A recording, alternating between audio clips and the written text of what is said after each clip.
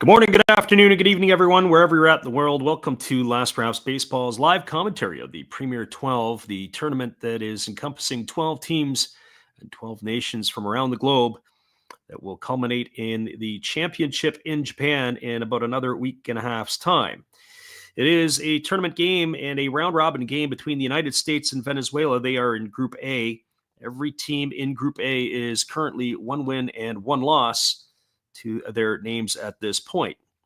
And we are going to give you the starting lineups for these two clubs. First of all, for the visitors from the United States, leading off and playing in right field tonight is Chandler Simpson. Hitting second and playing third base is number 1, Matt Shaw. Hitting third and playing first base is number 11, Luke Ritter. And the cleanup spot in left field is number 10, Ryan Ward. Batting fifth and playing shortstop is number 7, Carson Williams. Batting in the sixth spot and in center field is number 22, Justin Crawford. Batting seventh and doing the designated hitting is number 18, Tim Elko. Batting eighth and doing the catching, number 25, Willie McIver. Batting ninth and playing second base is number 2, Tamar Johnson.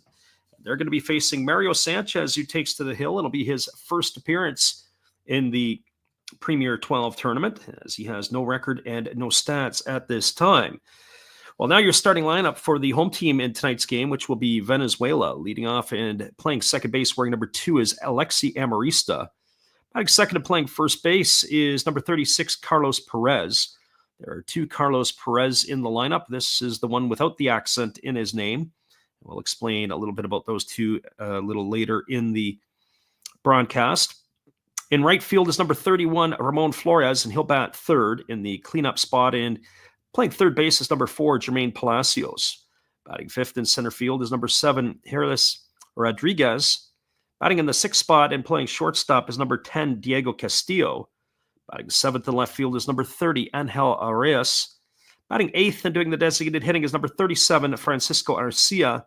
And batting ninth and doing the catching is number 44, Carlos Perez. And the Americans are sending to the hill number 40, Zach Grotz, as he is a one-time Seattle Mariner. He has played in Indie Ball and in the Mexican League over the last few years, and he will take to the hill for the Americans tonight. Stick around, everybody. Those are your starting lineups. We'll be back in just a few moments with all the action. Appreciate you guys for hanging with us tonight on the Last Raps Baseball YouTube channel. It'll be United States versus Venezuela when we return right after this.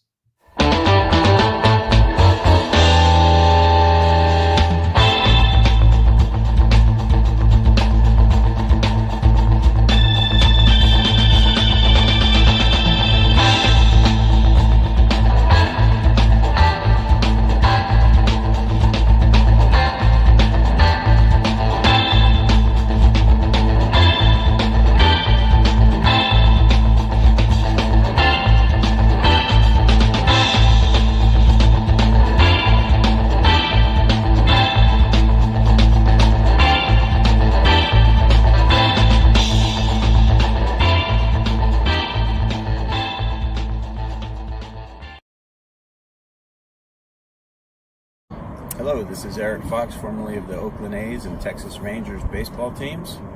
If you want to learn about Japanese baseball, see Coach Fred of Last Raps Baseball. If you want baseball instruction, see Coach Fred. If you want to learn about golf, do not go to Coach Fred. Fred, what kind of club is this? At Last Raps Baseball, we know baseball. Welcome back, everybody. The United States are ready to come to bat as the starting pitcher, Mario Sanchez, has completed his warm-up tosses for Venezuela as we're ready to get this one underway. It'll be Simpson, Shaw, and Ritter to come to bat here in inning number 1. I guess he's not quite finished his warm-up tosses. It looks like that the right-hander has asked for some help from the home plate umpire, so we may have just a moment of delay here as it looks like they're going to have to do some maintenance on the pitcher's mound. So Simpson, Shaw, and Ritter, who will come to bat. The USA lineup tonight is a bit of a mixture of former Major League players, current players that are in AAA, and some players who you'd have to consider high-end prospects for the Americans. And when you look at this tournament over the last couple of offerings, it has been those type of tournaments where they have a mixture of those type of players. They have some players that probably are in AAA, maybe trying to showcase themselves for some jobs overseas. Our friend Gracie Lynn is in the house tonight. She says, so what is this, like the start of a World Baseball Classic qualifying? Now, they try to do this every 4 years or every 3 years. I think it is 3 or 4 years. And it's a tournament that they hold after the season. But outside of Japan and Korea, the rest really take it as serious, as a lot of the big stars are away, more prospects. The first pitch is a fastball down and in that misses inside to Simpson, and the count is quickly 1-0. Simpson's 3 for 8 in the tournament. No homers, no RBIs, but he has a couple of stolen bases as the right-hander delivers a fastball that's taken for a called strike, and the count now goes even to 1-1. So 1 ball and 1 strike to Chandler Simpson. Simpson, a left-handed stick who is in the Tampa Bay Rays organization. A couple of Tampa Bay Ray players in the starting lineup tonight. As he bunts it, drops it down, and it is a fair ball. It is fielded by the catcher, Perez. He throws to first, and Simpson is going to be out. I don't know why Simpson stopped running. He came out of the box, and then he came to a stop. But that is going to be a ground out, 2-3 on the putout for those keeping score along with us. And that is going to bring up the third baseman, Matt Shaw. Nice play there by the catcher, Carlos Perez, as he was able to get out and pounce on the ball as it had just started to make its way up the third base line. And the first pitch delivered to Shaw is a fastball taken for a called strike, and the count is 0-1. Shaw off to a fantastic start in this tournament. He is 7 for 8 in the tournament with a homer and 7 RBIs. Has a bit of a closed stance, waiting on the offering from Sanchez. He takes a fastball low and away, and the count now goes to 1-1. So 1 ball and 1 strike. Lots of talk about Shaw in the Cubs organization as he is going to try to knock the door down and fight for a roster spot next year. As there's a breaking ball swung on. This ball is lined over to the right side, fielded on the run by the second baseman, Amarista, who throws to first. And that is going to retire Shaw, which has not been easy in the first 2 games. It's a ground out 4-3. So 2 up and 2 away, and that will bring up the first baseman, Luke Ritter. Well, for Ritter, he also has enjoyed a pretty good tournament. Maybe not at the rate that Shaw has this far, but he's hitting .429 with a homer and a couple RBIs in the first 2 games. Ritter is a player in the New York Mets organization. He steps in batting from the right side. Had himself a pretty good year in AAA, but he's getting a little bit long in the tooth as he will be approaching the 27th year. And for a player like him, as we mentioned earlier, probably showcasing himself for maybe the other 29 teams that are out there as a breaking ball misses down and away and the count is 1-0. Either that or maybe an opportunity overseas. A veteran right-handed hitter is Ritter as he waits on the offering here from Sanchez, who delivers a fastball for a called strike at 92 miles an hour, and the count runs even at 1-1. So 1 ball and 1 strike. USA Venezuela here. As we said, the Venezuelans have about 8 former big leaguers on their roster. As there's a breaking ball waved at and missed, the count now goes to 1-2. Probably the most well-known name on the American roster was Rich Hill, who spent a little bit of time in the big leagues at the end of this season. The left-hander was the oldest player in Major League Baseball. There's a fastball taken for a called third strike, and Ritter goes down here to end it in the first inning. Well, they had no runs, no hits, no errors, and nobody left the board as the USA goes in order. Your score at the end of a half inning, it is the United States 0, Venezuela coming to bat. Stick around, everybody. We'll be back in just a few with all the action. Appreciate you guys for hanging in here with us tonight on the Last Rouse Baseball YouTube channel. Our friend Gracie Lynn's hanging in here with us as well. We'll be right back and talk a little bit when we return.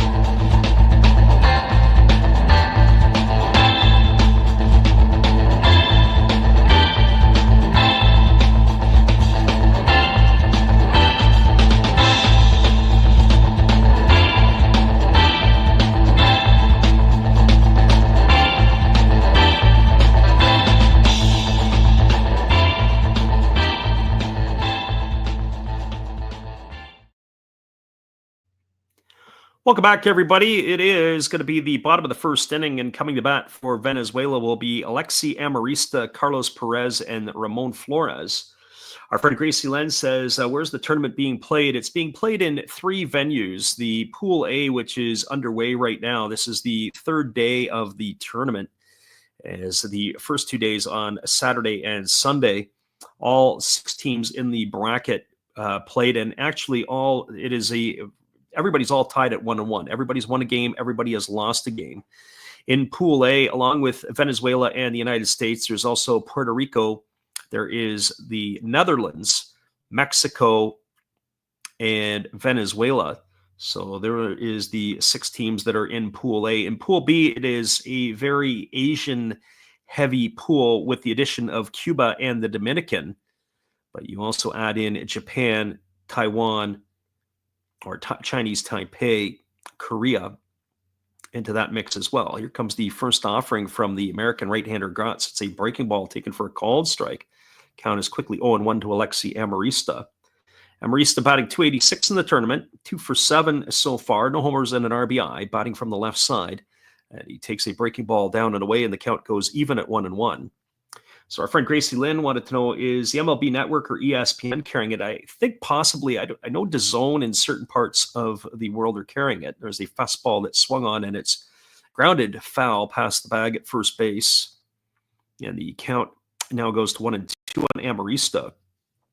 Also, the Asian networks are picking it up, especially in Japan. Japan is sending pretty much an A team, although Roki Sasaki and Tomoyuki Sagano and Shinsuke Ogasawara, the 3 players that are posted or about to be posted to Major League Baseball, are not on the roster. So here comes the 1-2 pitch, as it is a fastball swung on. It is lifted foul down the left field line. It's going to reach the seats. The tournament in Mexico is currently being played in Guadalajara and Tepic. So this game here tonight is in Tepic. The game between the Mexicans tonight, I believe it's Mexico and Panama, are going off in Guadalajara. As the 1-2 is on the way, it's a breaking ball swung on. It is just chopped foul right at home plate. And the count remains at 1-2 to Amarista. The games, although in Asia, the games are going to be split between Taiwan, or as the Chinese Taipei team would be playing, and in Japan, the final will go off at the Tokyo Dome. So the super round will be the top 2 teams from this pool of 6 teams will play the top 2 teams in a round-robin portion over in Japan, as that fastball swung on. Its grounded foul past the bag at third base, and the count remains at 1-2. So teams that would be sending their powerful ball clubs, you certainly have to say Japan and Korea are sending their best. More than likely, it would be Taiwan sending their best as well, as there's a fastball that swung on. It's grounded down the first base line. So Amarista going foul line to foul line, but nothing has been fair. And the count remains at 1-2. It's a good way to start the ball game, as this is going to be the 8th pitch coming here from Gratz. Right-hander kicks and delivers. It is a breaking ball swung on and chopped foul over on the first base side. Count remains at 1-2. Gracie Lynn said, I would imagine that Panama is sending their best. Well, to be honest with you, some of the teams, depending on the seasons that they've had, there are some quality players on each team. I just don't know if there's enough star power in this tournament at times. There is a pitch that's down and in on a breaking ball, and the count goes to 2-2 to Amarista. The problem is that you've got prospects, as we said, some former major leaguers. You've got players that are playing in foreign leagues, especially for teams like the United States or even the Latin players. As the 2-2 pitch is on the way, breaking ball swung on, grounded over to second, fielded neatly by the second baseman Tamar Johnson, who throws to first, and Amarista's in the books. It's a ground out 4-3. So 1 up and 1 away, and that'll bring up the first baseman, Carlos Perez. As we mentioned at the top of the stream, it is the 2 Perez's that exist here. There's Carlos Perez, the first baseman, and Carlos Perez, the catcher. And Perez, the difference between the 2 last names is there's an accent on that of the catcher, Right-handed hitting first baseman takes a breaking ball for a called strike, and the count is quickly 0-1. And we will give you the definition of the two a little bit as we progress throughout this ball game. Breaking ball that misses in, and the count now goes to 1-1. So 1 ball and 1 strike. So as we said, opportunity for prospects for the United States, especially a Justin Crawford, who is the son of Carl Crawford, getting the opportunity to play in this tournament. As the right-hander Gratz delivers, it is a fastball swung on, grounded softly over to short, fielded by Carson Williams, who throws to first. And that's going to retire Perez on a ground out 6-3 for the second out of the inning. So 2 Venezuelans up and 2 Venezuelans down, and that is going to bring up the right fielder, Ramon Flores. And for Flores, he's hitting .333 in the tournament, as we said, in limited at-bats. He's got no homers and a couple of RBIs. Defensively tonight for Team USA, from left to right field, it is Ward in left. The center fielder is Crawford, with the right fielder Simpson. As the first pitch fastball is taken at the knees for called strike, and the count's 0-1. Ritter's at first, Johnson at second. Williams is the shortstop with Shaw at third, and the battery is of Gratz and McIver. Here comes the 0-1 pitch. It is a fastball taken at the knees for called strike, and the count now goes to 0-2 on Flores. So no balls and 2 strikes. As the right-hander Gratz again gets his sign, and he works into the windup. It is a breaking ball that misses down and in, and the count now goes to 1-2. So 1 ball, 2 strikes.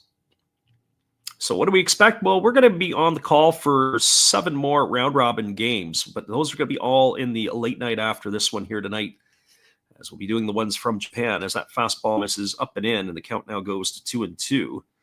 So intrigued to see what Cuba is going to trot out. Cuba will have a few players that can play, as I do believe, if I remember correctly, Johan Moncada is on that roster for the Cubans, as is Levon Moinello, the big star for the Hawks. There's a fastball swung on. It is grounded over to first, fielded neatly by Ritter. He steps on the bag himself, and that is going to do it, as the Venezuelans go in order in their half of the first inning. There was no runs, no hits, no errors, and nobody left aboard. We're now through 1 complete. It is Team USA nothing and Venezuela nothing. We'll be back with the second inning in just a few. Appreciate you guys for hanging in here with us on the Last Perhaps Baseball YouTube channel. We'll be back in just a couple moments.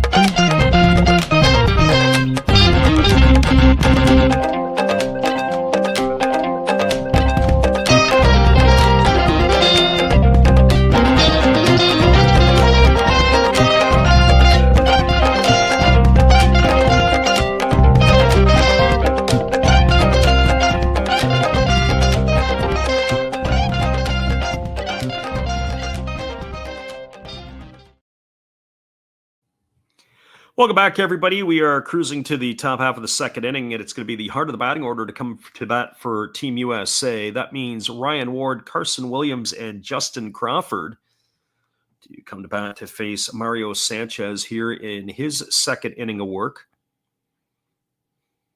And by our books, it was only 10 pitches in the first inning for Sanchez, as he was quite economical. Both he and Gratz very efficient in getting the sides retired 1-2-3. It was Alexi Amarista who took the starter Gratz to a whole whack of pitches in his first at-bat.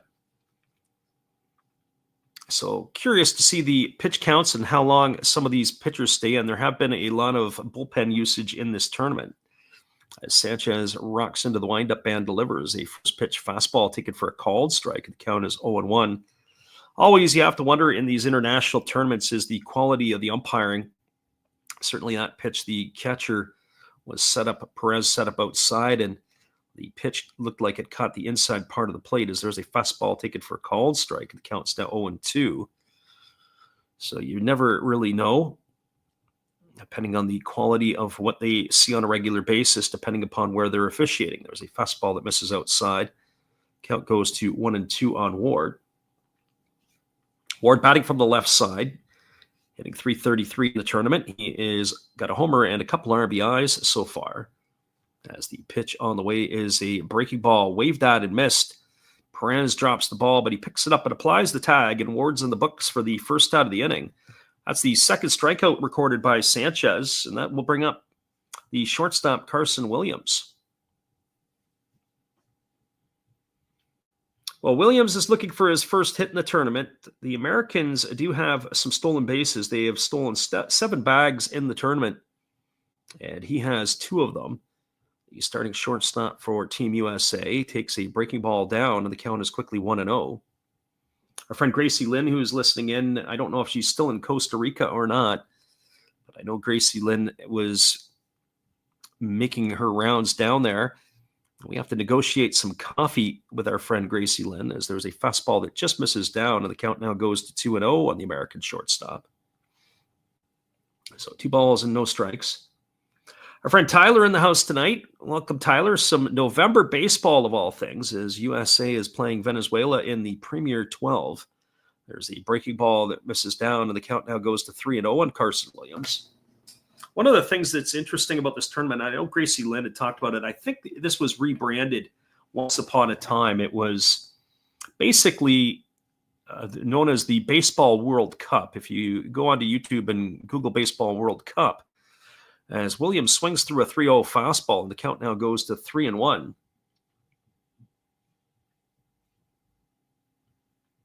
So 3 balls and 1 strike.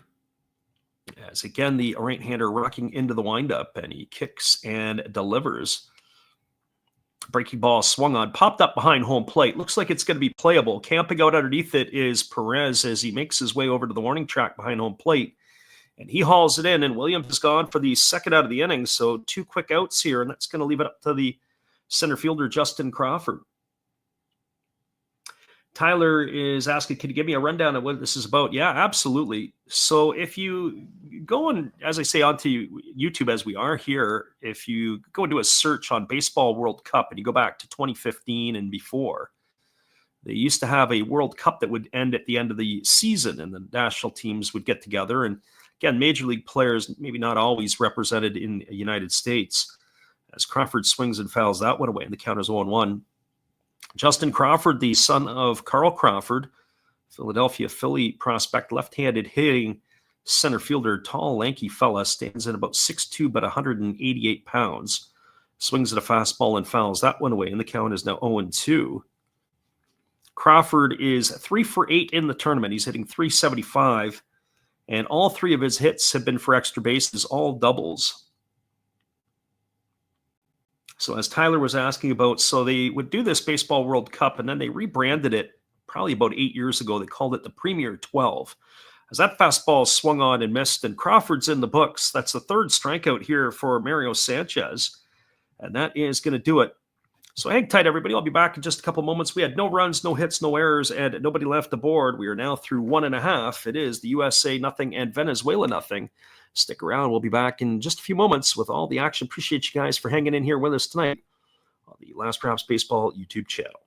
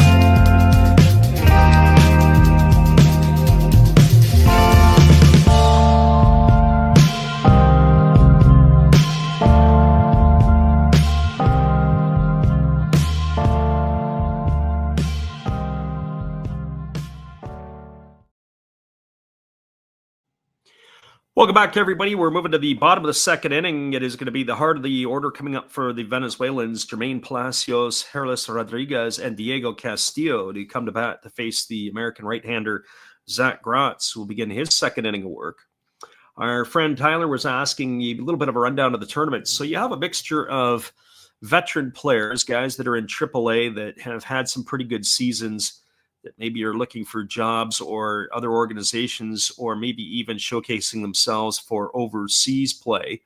You have some top prospects, for example, like Carson Williams of the Tampa Bay Rays, Justin Crawford of the Phillies, and Tremar Johnson, who at least I would think of, not to mention Matt Shaw as well of the Cubs. And then you've got some fellas that have had a smattering of time. So, for example, Gratz had a few games with the Seattle Mariners back in 2019, but has bounced around a little bit. The first pitch is a breaking ball delivered to Palacios. It swung on and fouled away. The count is 0-1. Palacios batting .333 in the tournament. He's got a couple of home runs and 2 RBIs. Both of the home runs he has hit have been solo shots. So he is 3 for 9 in the tournament as the right-hander Gratz kicks and delivers. There's a breaking ball that misses outside, and the count now goes to 1-1.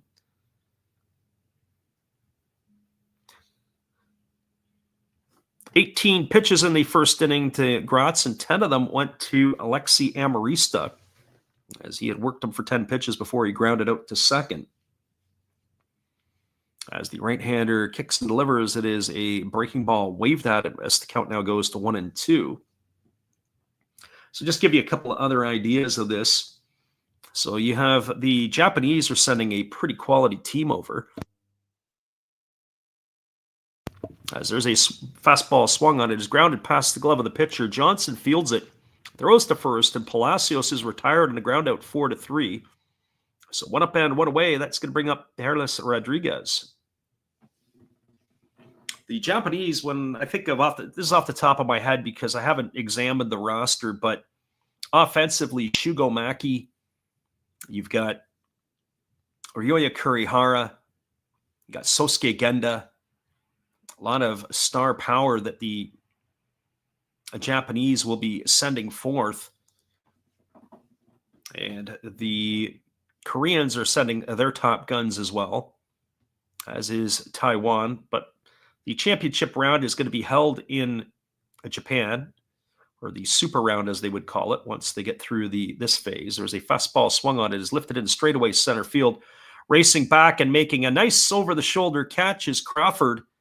I don't know if he had the best of jumps on that one, but he was able to haul it in. The tall, lanky center fielder is going to retire Rodriguez for the second out of the inning. So 2 gone here, and that's going to leave it up to the shortstop, Diego Castillo. Well, for Castillo, he's batting an even 200 here as he comes to bat in this one here. I have to tell you, Crawford did not look like he had a good jump, and he didn't run as I would have thought he would have been running. Looked a little bit on the sluggish side, I have to say. There's the first pitch. That's a fastball taken at the knees for a called strike. And the count is 0-1 to Castillo. Castillo batting right-handed here against the right-hander Gratz. As the veteran kicks and delivers, there's a fastball that misses upstairs. The count goes to 1-1. So 1 ball and 1 strike. Other players on the Venezuelan side that people may recognize, Adrianza, who was with the Braves. There's a breaking ball taken for a call and strike. The count's 1-2. He's not in the lineup tonight, but former player with major league experience. As we said, Alexi Amarista is in the lineup tonight. As the right-hander again, Gratz kicks and fires. There's a fastball taken for a strike. I think that's strike 2 on our books. We've got it for strike 3, and that's what it is. It was a incorrect scoreboard, but we've got it for strike 3. And Castillo is down on strikes looking for out number 3, and Venezuela goes in order here in the second inning. No runs, no hits, no errors, and nobody left the board. This game's skipping along at a pretty good clip. We'll be back in just a couple moments with the top of the third inning when we return, and we'll try to keep you guys up to date on everything that's going on in this one. Appreciate you guys for listening in on the Last Props Baseball YouTube channel. We'll be right back after this. Well, you got to have an ace in the hole, a little secret that nobody knows. Life is a gamble, a game we all play. But you've got to save something for a rainy day. You've got to learn to play your cards right if you expect to win in life. Don't put it all on the line for just one roll. You've got to have an ace in the hole.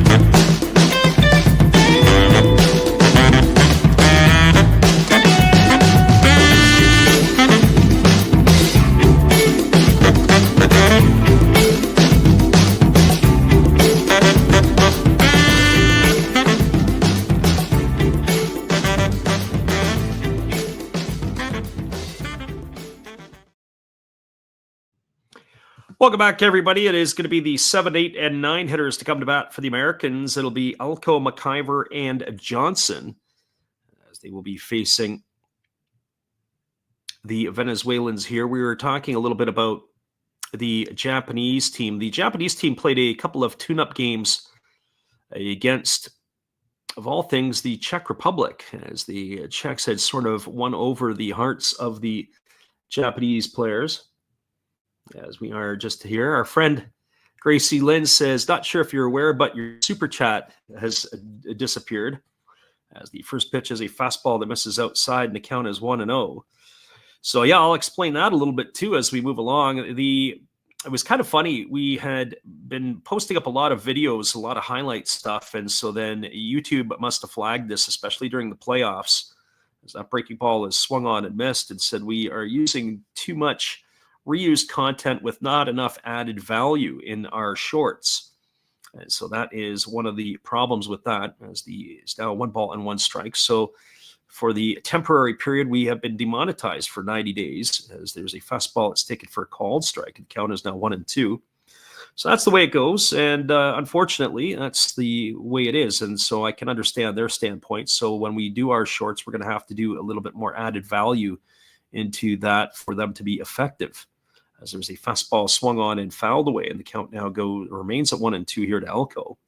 Elko in the Chicago White Sox organization, as he had a pretty good season between Double and Triple A this season.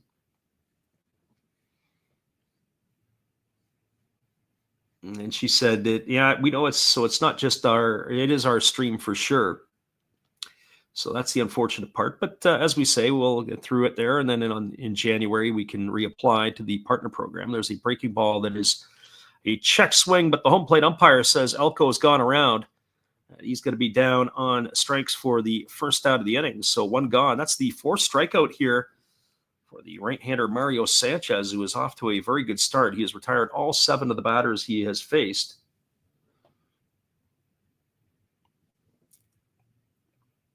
Gracie Lynn says he was a pleasure to watch in Birmingham. Of course, that is a White Sox affiliate. There's a breaking ball that is swung on and missed by Willie McIver. McIver is a catcher in the Colorado organization. He had himself a really nice season this year for the Rockies, but he's also getting a little bit on, as he is 26, going to be 27 years old.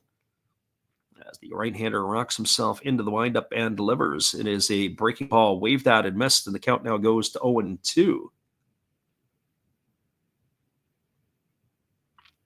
Gracie Lynn says, yeah, well, we appreciate that nonetheless, but you know what? It is what it is, and we'll just have to grin and bear it. So they slapped us on the wrist.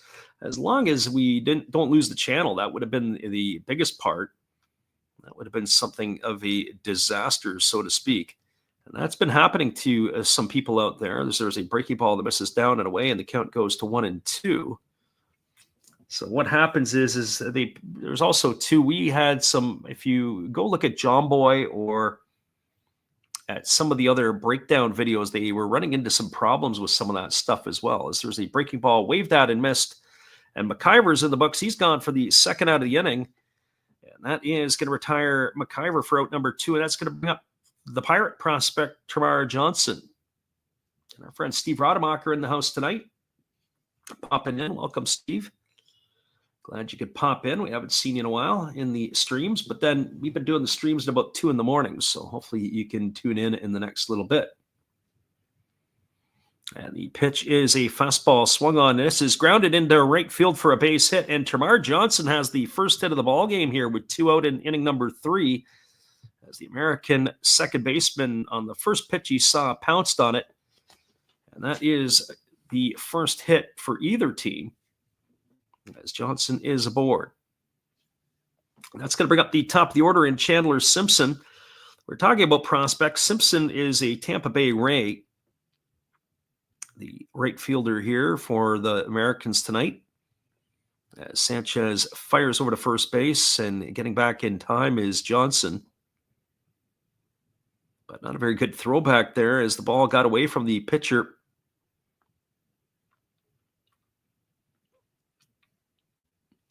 But not going anywhere was Johnson.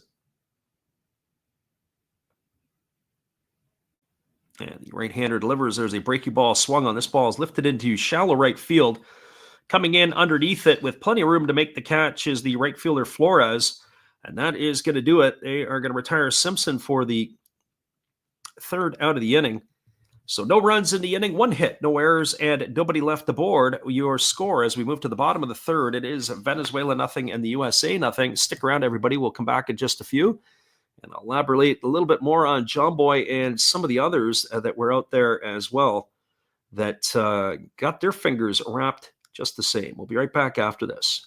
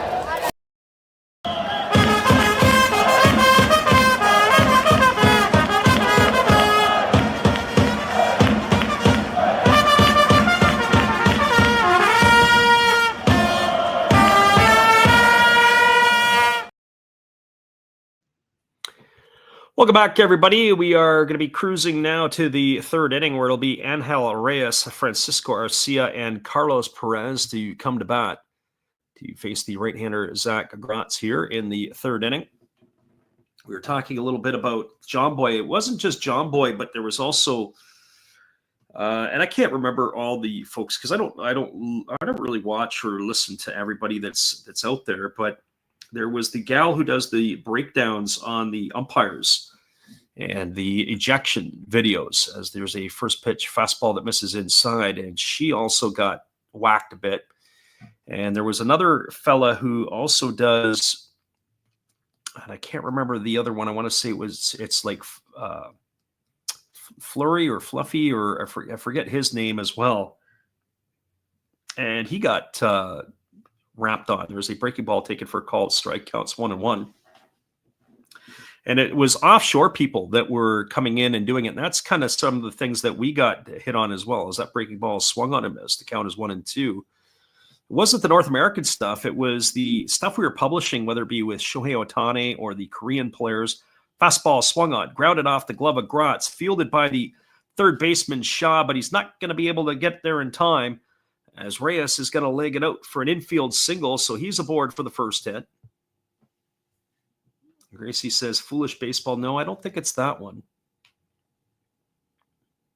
Can't remember the other fellow who it was. I'd have to go back and take a look. And in fact, John Boy even did a segment on YouTube, and he was explaining some of that stuff about fair use policy, which is a bit of a gray area at times.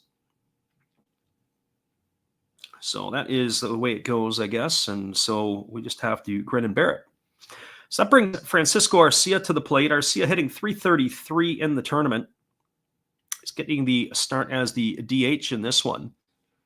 I never understood why DHs, your job is to hit, and why they have them bat so low in the lineup. If you've got a DH, you'd think that he'd be a value in the top part of the order as he swings at a first pitch breaking ball and hooks that one foul into the netting down the right field line.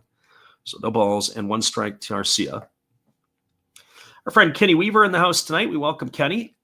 Thanks for stopping in. We've got USA and Venezuela here in the bottom of the third inning in the Premier 12 tournament. The pitch from Gratz on the way is a breaking ball waved at and missed. The count now goes to 0-2 on Arcia.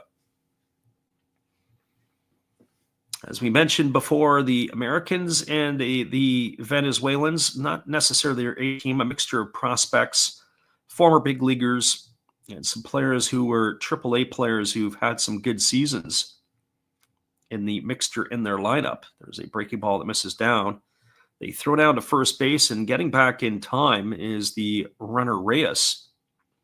When you go back 4 years ago in the tournament, Alec Boehm was patrolling third base for the Americans. There was quite a few players, actually, that were considered to be top prospects that were knocking on the door that were getting into the big leagues. I have to go back and refresh myself on that roster, but I would say there was at least 7-8 guys that are household names now in Major League Baseball.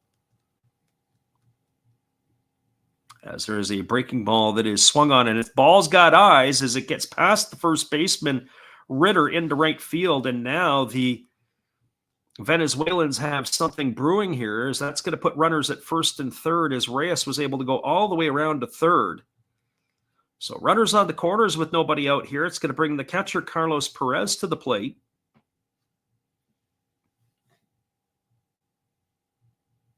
As we said, that ball was hit. If Ritter was probably playing in a normal position with nobody on, he makes that play. But because he was holding the runner, Reyes, at first base, he didn't get off the bag either quick enough or fast enough to be able to get there. And the ball ended up getting through that 3-hole into right field. So runners at the corners here, and now Perez striding to the plate.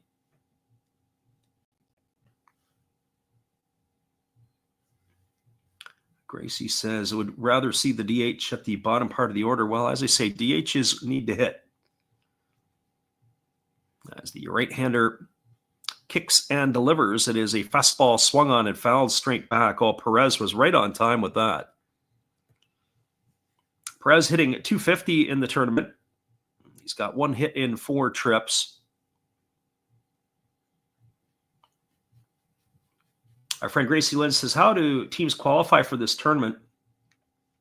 And as a matter of fact, that's a great question, because they are invited based on their world rankings. So a team like Canada is not in the tournament because they've fallen out of the top 12. There's a fastball swung on. This ball is lifted into left field. It is caught. Here comes the throw to the plate, as tagging from third is Reyes, and it's not going to be in time, as that is going to be a sacrifice fly and an RBI for Perez, as they are going to cash in the first run of the ball game. As Reyes has crossed the plate, Arcia, we didn't see if he had went through. That ball was hit almost as a sinking line drive to left field. Ryan Ward had to come in and more towards the left center field gap to make the catch, and then he had to throw across his body, but not able to get Reyes, who tagged and scored. So one away, the runner Arcia is still at first, but the Venezuelans now have themselves a 1-0 lead here in the third inning, and it's going to bring Alexi Amarista to the plate. Well, Amarista, in his first at bat, worked Gratz for a 10-pitch at bat before he grounded out. He is 0 for 1 tonight. So sort of back to the rankings. So they have world rankings on the World Baseball Softball website. They do update the country rankings as there's a breaking ball that misses down and the count is 1-0. And so what they do is they invite the teams who would be considered in the top 12 at the time of the rankings. So some countries are not getting a sniff at all. Now, I don't know if they have regional, like for example, like the Netherlands, if the Netherlands are a true top 12 team. I have to go back and have a look at that in between innings as that breaking ball swung on and fouled away, and the count is 1-1 to Amarista. So the World Baseball Classic is just another tournament. That one is actually promoted and operated and run by Major League Baseball. The World Baseball Softball Council is the global entity for baseball and softball, and so this falls under their umbrella. As the 1-1 pitch is on the way, it is a breaking ball that misses down and in, and the count now goes to 2-1. So 2 balls and 1 strike to Amarista.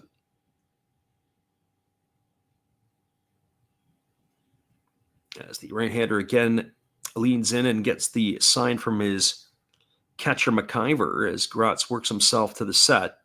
Here comes the offering. It's a fastball swung on, grounded over to second. Johnson fields it, bobbles it, and he kicks it, and it rolls right to the shortstop, Carson Williams, at second base. That was probably a double play ball if he fields it cleanly, but instead it's going to go down as a fielder's choice.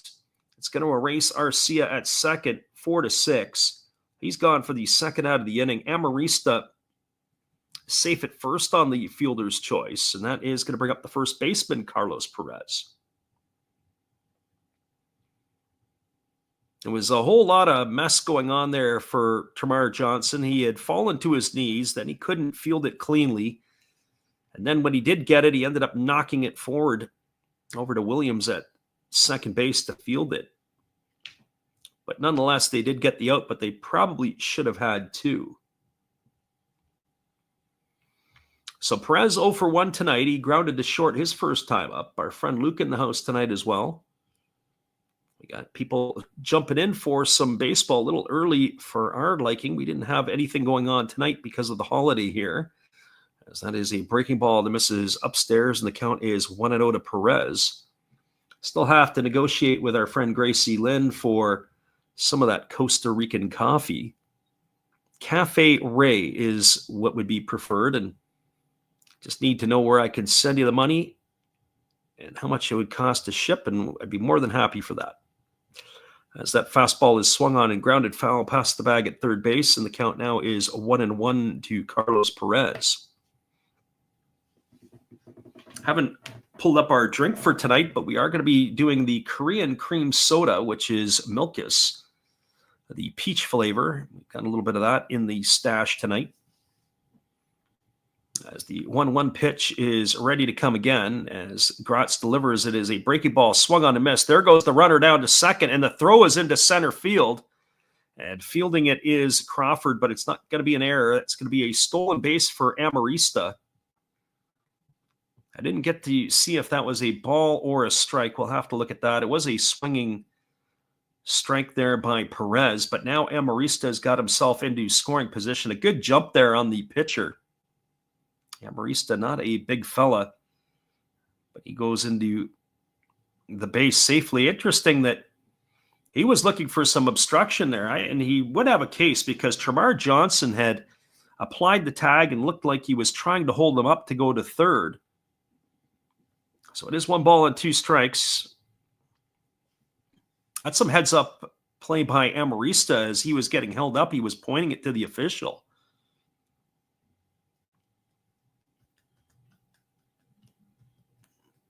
As the pitch from Gratz on the way is a breaking ball swung on and missed, and Perez is in the books for the third out of the inning, but Venezuela has broken the ice as they get on the board first here. There was 1 run in the inning on the benefit of 2 hits. There was no errors, and there was 1 runner left the board.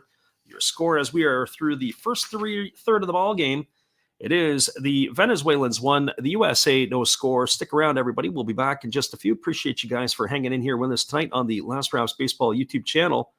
We'll be right back after this.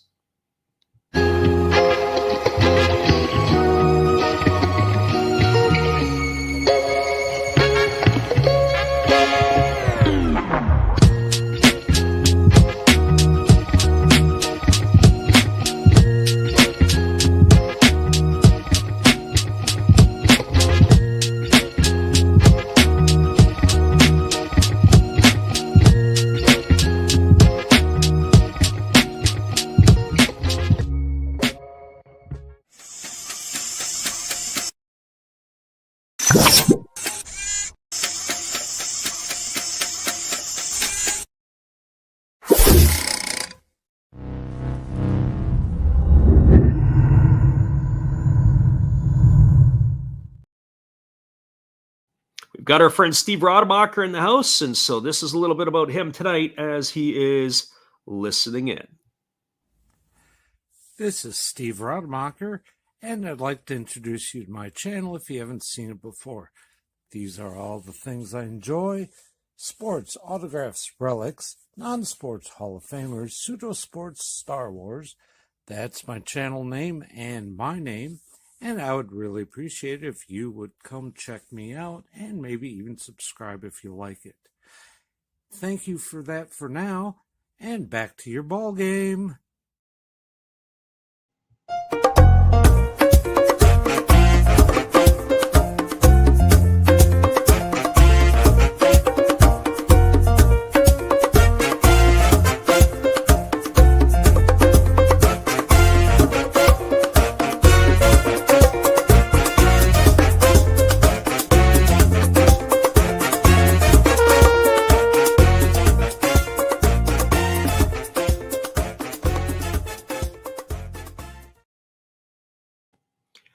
Welcome back, everybody. It is going to be Matt Shaw to lead it off, Luke Ritter and Ryan Ward to follow as Mario Sanchez rocks himself into the windup and delivers. It's a breaking ball that misses upstairs for ball.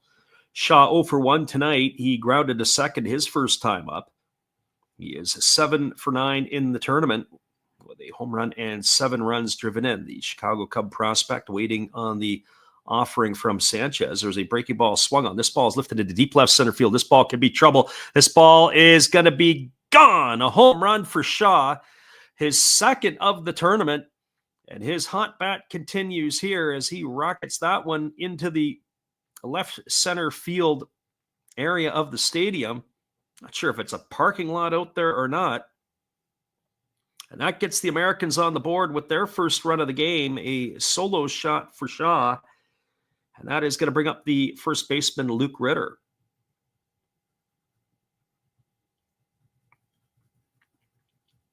Well, for Ritter, he is 0 for 1 tonight. He struck out looking his first time up. Ritter, the New York Mets farmhand, takes a first pitch fastball down and away, and the count is 1-0. Ritter does have a homer and a couple RBIs. He's 3 for 8 in the tournament. As the right-hander Sanchez rocking into the windup kicks and delivers. It's a fastball that misses down and away, and the count now goes to 2-0. So the United States has tied the game here at 1. All of a sudden, not a lot of offense, and then a lot of explosion both ways for both of these teams here as they are now trading punches. Here comes the 2-0 pitch. It is a fastball swung on and lifted foul into the seats over on the right field line, and the count now goes to 2-1. So 2 balls and 1 strike to Ritter. As we said, Ritter with the Mets, of course, when you're a first baseman with the Mets and you're stuck behind Pete Alonso, your chances of getting to the big leagues not very good. As that fastball misses down and away, the count is now 3-1. And as we said, he's getting a little bit on in age as well, as he is in his upper 20s, as the pitch is a breaking ball, waved at and missed, and the count now goes full to Ritter. Same thing in a way with Ryan Ward, who's on deck. Ward is at the Dodgers organization, another player that's getting on in age. As I would have to say about Tim Elko and Willie McIver in this one. Those players in particular would not maybe be considered prospects anymore. Anytime you're over the age of 25, prospects become suspects as that breaking ball is waved at and missed, and Ritter's in the books for the second out of the inning, second time tonight. Or check that, first out of the inning, second time tonight. He has gone down on strikes. That is going to bring up the left fielder, Ryan Ward. Ward had spent some time between AA and AAA with the Dodgers organization this year. He struck out his first time up. He stands well off the plate, and the first pitch is a breaking ball swung on, chopped slowly over to second, fielded by Amarista. He throws to first, and that's going to retire Ward on a ground out 4-3. So 2 up and 2 away, and that'll bring up the shortstop, Carson Williams. Well, and for Williams, he is looking for his first knock of the tournament. He popped to the catcher his first time up. The United States is managed by Mike Scioscia, the longtime big league manager with the Los Angeles Angels, as there's a first pitch fastball that misses down and away, and the count is 1-0. Omar Lopez is in charge of the Venezuelans.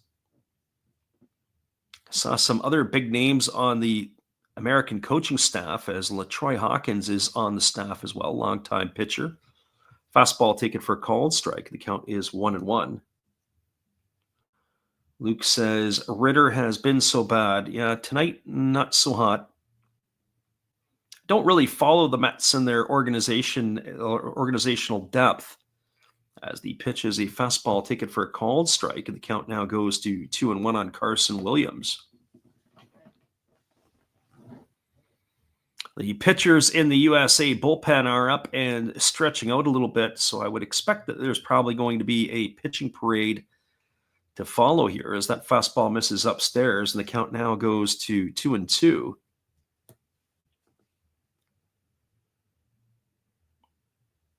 Gracie Lynn says, so beyond this Premier 12 tournament and World Baseball, what other tournaments or official matches do they play? There's a fastball that's just missed outside. Oh, boy. Sanchez was bouncing off the mound like he thought it was going to be another called third strike, but Williams survives to see another pitch. So 3 balls and 2 strikes to the Tampa Bay Ray prospect, as Sanchez rocks himself into the windup, and he kicks and fires. It is a breaking ball, waved out and missed, so 1 extra pitch to do the same result, which is to retire Williams on strikes. And that is going to do it here for the Americans in their half of the fourth. Well, they got 1 run and 1 hit on the home run by Matt Shaw. There was no errors and nobody left the board. We're moving to the bottom of the 4th inning. Your score is USA 1 and Venezuela 1. Stick around, everybody. We'll be back and answer Gracie Lynn's question when we return in just a few. Appreciate you guys for hanging in here with us tonight on the Last Raps Baseball YouTube channel. We'll be right back after this. Hello, this is Eric Fox, formerly of the Oakland A's and Texas Rangers baseball teams. If you want to learn about Japanese baseball, see Coach Fred of Last Raps Baseball. If you want baseball instruction, see Coach Fred. If you want to learn about golf, do not go to Coach Fred. Fred, what kind of club is this? At Last Raps Baseball, we know baseball. Hello? Oh, hey. Yep. I'm just sitting here listening to Freddie call another game here on YouTube. Oh, yeah, going really good. He's calling a great game. Really exciting. Lots of stuff going on. You're lucky it's commercial break right now. I got a second. Oh, yeah, of course I'm having a cold one. Oh, yeah, got plenty of videos coming up this week. You should stop in. Check them out. Leave a like, tell other people. But Freddie's coming back. I gotta go catch the game. I will check in with you later. You have a good night, buddy. Bye.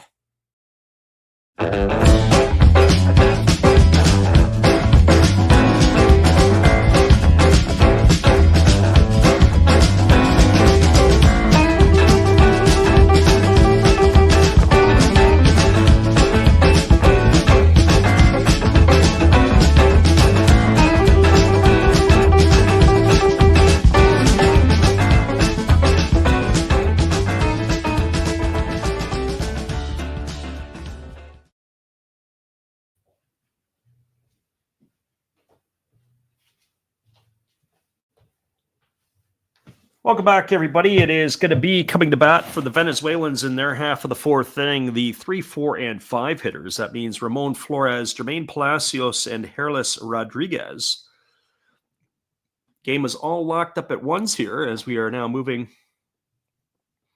to the bottom half of the 4th. Our friend Gracie Lynn said Matt Shaw, who hit the home run, he was a Birmingham Barons killer with Tennessee this year. As the first pitch is on the way, it is a breaking ball taken for a called strike. Count is quickly 0-1 to Flores. Flores grounded to first his first time up. He is 3 for 10 in the tournament. As the right-hander Gratz kicks and delivers a fastball that just comes inside and misses Flores, and the count is even at 1-1.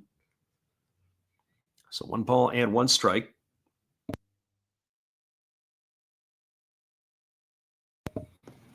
This tournament here has some promise. As we said, it'll be interesting when it gets to the super round. That'll be in another week's time, but those games we're going to carry are going to be in the middle of the night. We can't do the early games. There are going to be 2 games per day, but we can do the ones at 2 Pacific or 5 a.m. Eastern. So if you're up either way, we'll be up as that fastball is swung on and grounded foul over on the third base side. The count is 1-2. But there are double headers. So when we get into that super round, as we said, it'll be the top 2 teams in each of the groups will square off. And one would anticipate that the winner of this game here tonight should put them in the driver's seat for this particular group. As that fastball misses down and in, the count is 2-2. Americans lost their first game of the tournament 1-0 to Puerto Rico. The Puerto Ricans were able to get themselves a victory, but they fell down early to the Dutch. I think the Dutch went up 2-0 on the Americans in the second game of the tournament. The U.S. went on to blow them out as there's a breaking ball that misses, and the count's now 3-2 to Flores. So 3 balls and 2 strikes. If I remember correctly, there was a leadoff home run against the Americans in that second game. Breaking ball misses down and away, and it's going to be ball 4. Flores is going to get himself a leadoff walk here in the 4th. That's going to bring up the third baseman, Jermaine Palacios.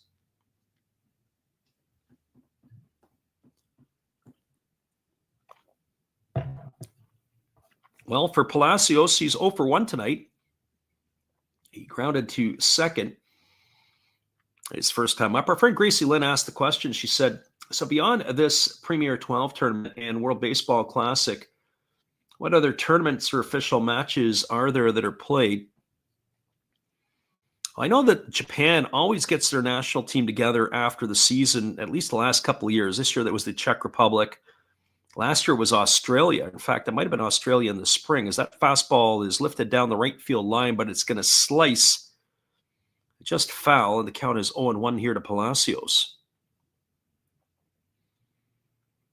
And you'll see some of these countries will do stuff like that. I know obviously the Europeans have a European championship every year.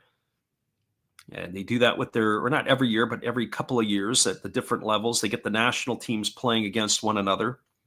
The best on best type tournaments. As the 0-1 pitch is on the way, it's a breaking ball swung on and grounded foul over on the third base side. I saw one year that Team Europe, taking the best players out of Europe, and they went over and played the Japanese. Playing a country like the Czechs, and I didn't see all the score lines. I know the Czechs scored a couple of runs in the tournament, or in the 2-game mini-series they played against the Japanese. But for the most part, the games were not close, as Gratz throws over the first base, and diving back safely is Flores.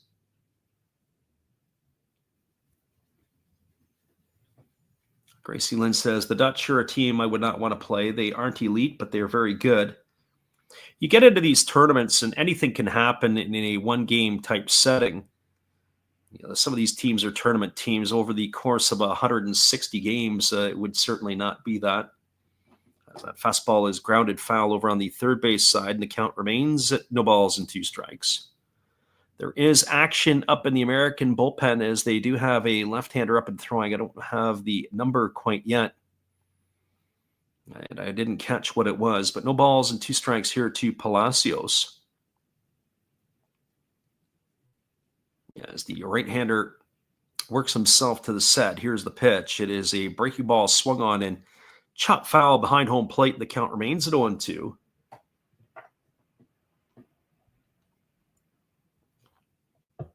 We're all locked at ones here in the bottom of the 4th. Venezuela has a runner at first. It's Ramon Flores. It's 0 balls and 2 strikes to Jermaine Palacios.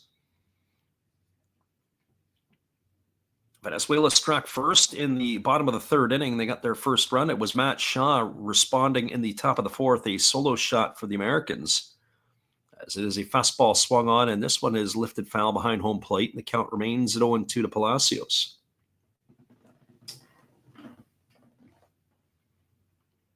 So 0 balls and 2 strikes.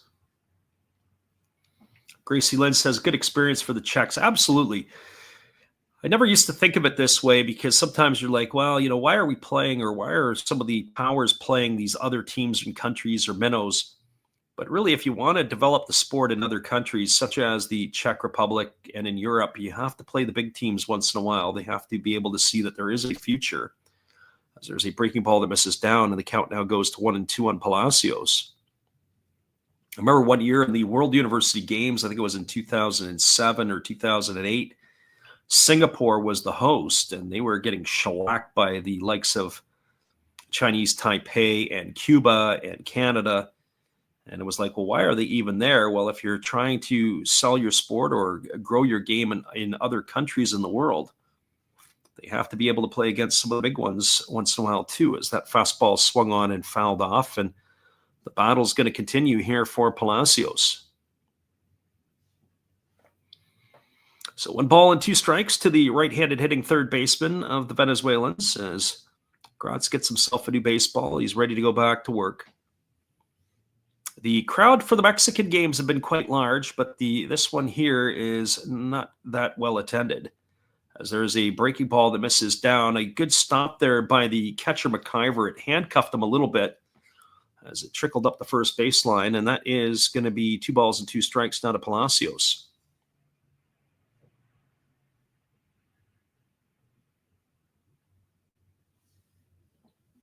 Gracie says, going full circle, didn't Singapore come a win away? That is going back into history that I can't remember. I know they absolutely got pummeled by the likes of Cuba, the United States, Taiwan, Japan. And the scores were ugly. They were, 27-2 and 18-1, and they weren't even close. As the right-hander ready to go back to work, he gets the sign from his catcher McIver, now delivers. It is a breaking ball swung on and another one fouled away. So this is turning into a marathon at bat as well. We had one to start the ball game, and now we've got one right here in front of us. This will be the 10th pitch of the at-bat coming up here to Palacios.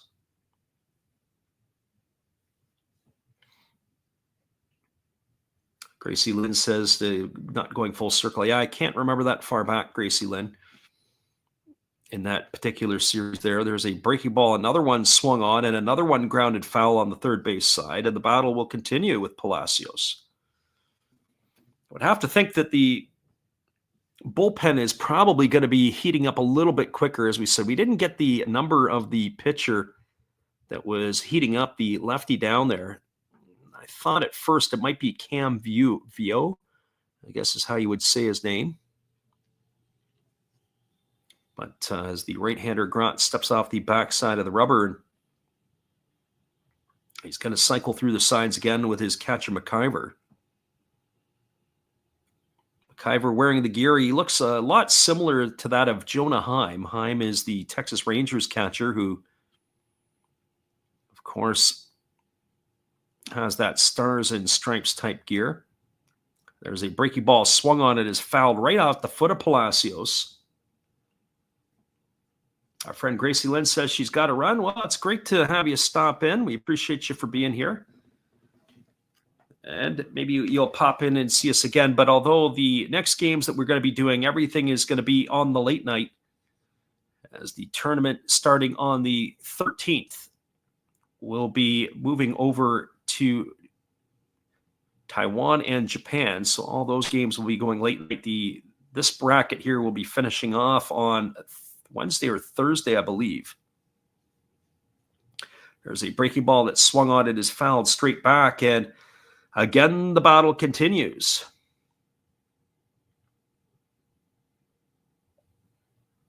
It'll be the 13th pitch of the at-bat upcoming here to Palacios. Earlier this year in the Japanese League, it was the shortstop for the Carp had a 22-pitch at-bat. And I have to say, I don't remember the outcome. The longest at-bat in Major League Baseball was Brandon Belt a couple of years ago for the San Francisco Giants, had a 21-pitch at-bat. And instead of the 2-2 pitch going to the plate, Gratz throws over to first base to let Flores know that he remembered about him. But he dives back safely, and that is still going to keep the 2-2 count here to Palacios. Gratz working himself to the set position. And here comes the 2-2. It's on its way. It's a breaking ball outside. They appeal over to the first base umpire, but they say that Palacios didn't go, and now the count is run full. So 3 balls and 2 strikes. I would have to guess that either way here, this may be the last batter that Gratz is going to see.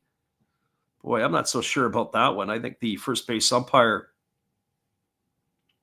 may want to go to VAR and have a look at that one himself after the ball game, as that did look like he may have offered.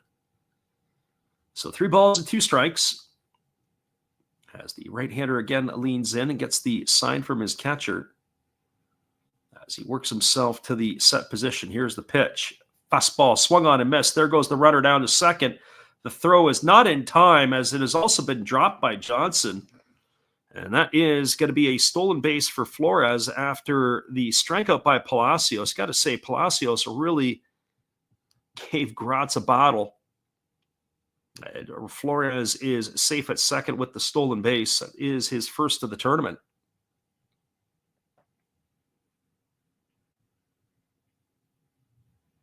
"14 pitch at bat there by Palacios. Unbelievable. That'll take a lot out of your system. So 20 pitches here in the inning.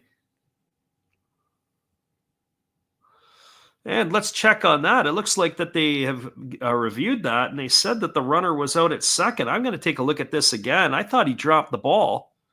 We're going to get a look here. Johnson had applied the tag. He didn't even have the ball.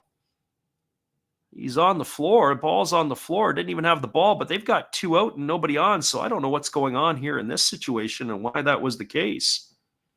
But regardless, we're going to have ourselves a pitching change. I'm going to try to investigate why that runner was thrown out.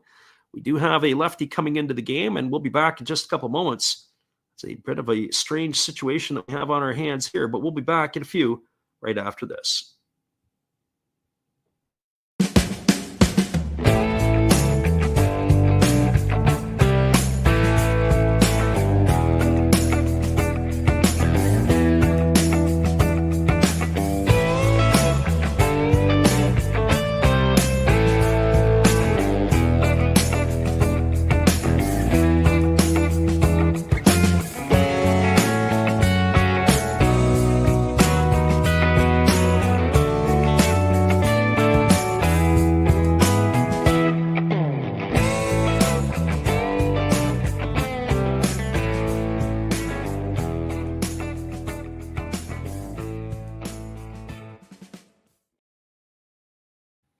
Welcome back, everybody. The only explanation I can get on that is probably that it was an interference call on Palacios at home plate, which rang up Flores as he was trying to take second base. And if that is the case, then that is going to be the reason why we've got 2 out. The pitching change is taking place, so we'll be back in just a couple moments. It'll be Hairless Rodriguez to come to bat, as the Americans are now turning to a left-hander here. We'll be right back in just a few. Appreciate you guys for listening in with us tonight. We'll be back in 30.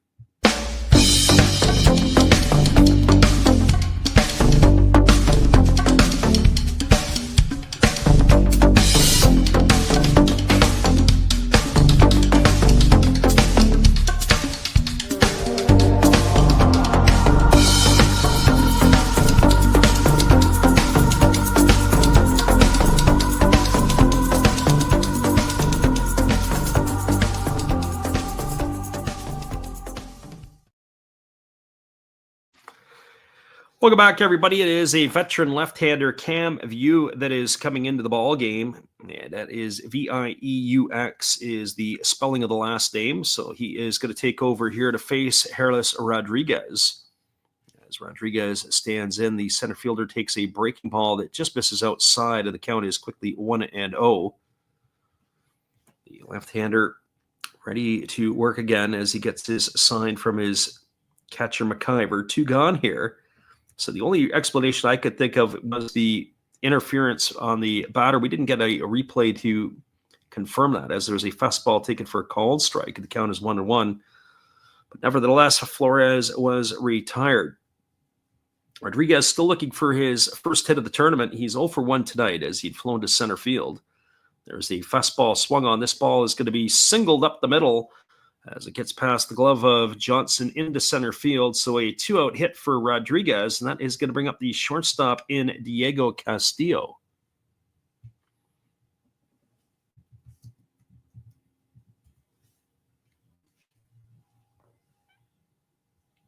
So Castillo coming to bat here.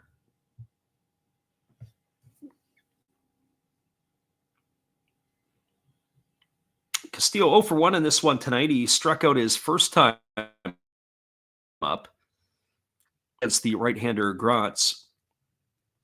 As the lefty works himself to the set, now delivers. It's a fastball swung on, and it's going to be lifted into seats well down the right field line.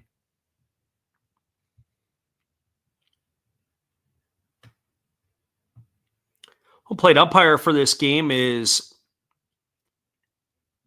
Pedro Jose Tun Lazama. That is who we have here working the plate. Gratz is going to leave the game with 66 pitches delivered tonight. There's a fastball swung on. This ball is hit into left field. It's going to be a base hit. It gets all the way to the wall, pass shot. Digging around third and heading home is Rodriguez. Here's the throw to the plate. It's not going to be in time, as that is going to be a RBI double for Castillo. And the Venezuelans have taken the lead, and advancing to third on that throw was Castillo. So a double and an RBI cashes home Rodriguez, and they have now regained the lead, have the Venezuelans here at 2-1. And that's going to bring the left fielder Angel Reyes to the plate. It looked like it was just hit over the glove of the third baseman Shaw. Running it down into left field was the left fielder Ward. Interesting there. Ward was ready to play it off the wall, and the way the ball had struck the wall, it hit and stuck. So then he had to go in and have to get it. And that just allowed enough time for the runner to be able to scamper around the bases with the second run of the game for Venezuela, as that first pitch breaking ball misses outside. The count's 1-0 to Reyes. Lefty view ready to go again as he kicks and delivers. It's a fastball swung on, grounded to short. Williams fields it, then he drops it, throws to first, and they are going to get it. So some suspect defense at times here from the Americans, but that is going to do it here on a ground out 6-3 by Reyes. That will end the inning, but they do get a run in the inning. 1 run on 2 hits. There was no errors, and there was 1 runner left aboard. We're now going to the top of the 5th. Your score is Venezuela 2, United States 1. Stick around, everybody. We'll be back in just a few with all the action. Appreciate you guys for hanging with us tonight on the Last Rouse Baseball YouTube channel. We'll be right back after this.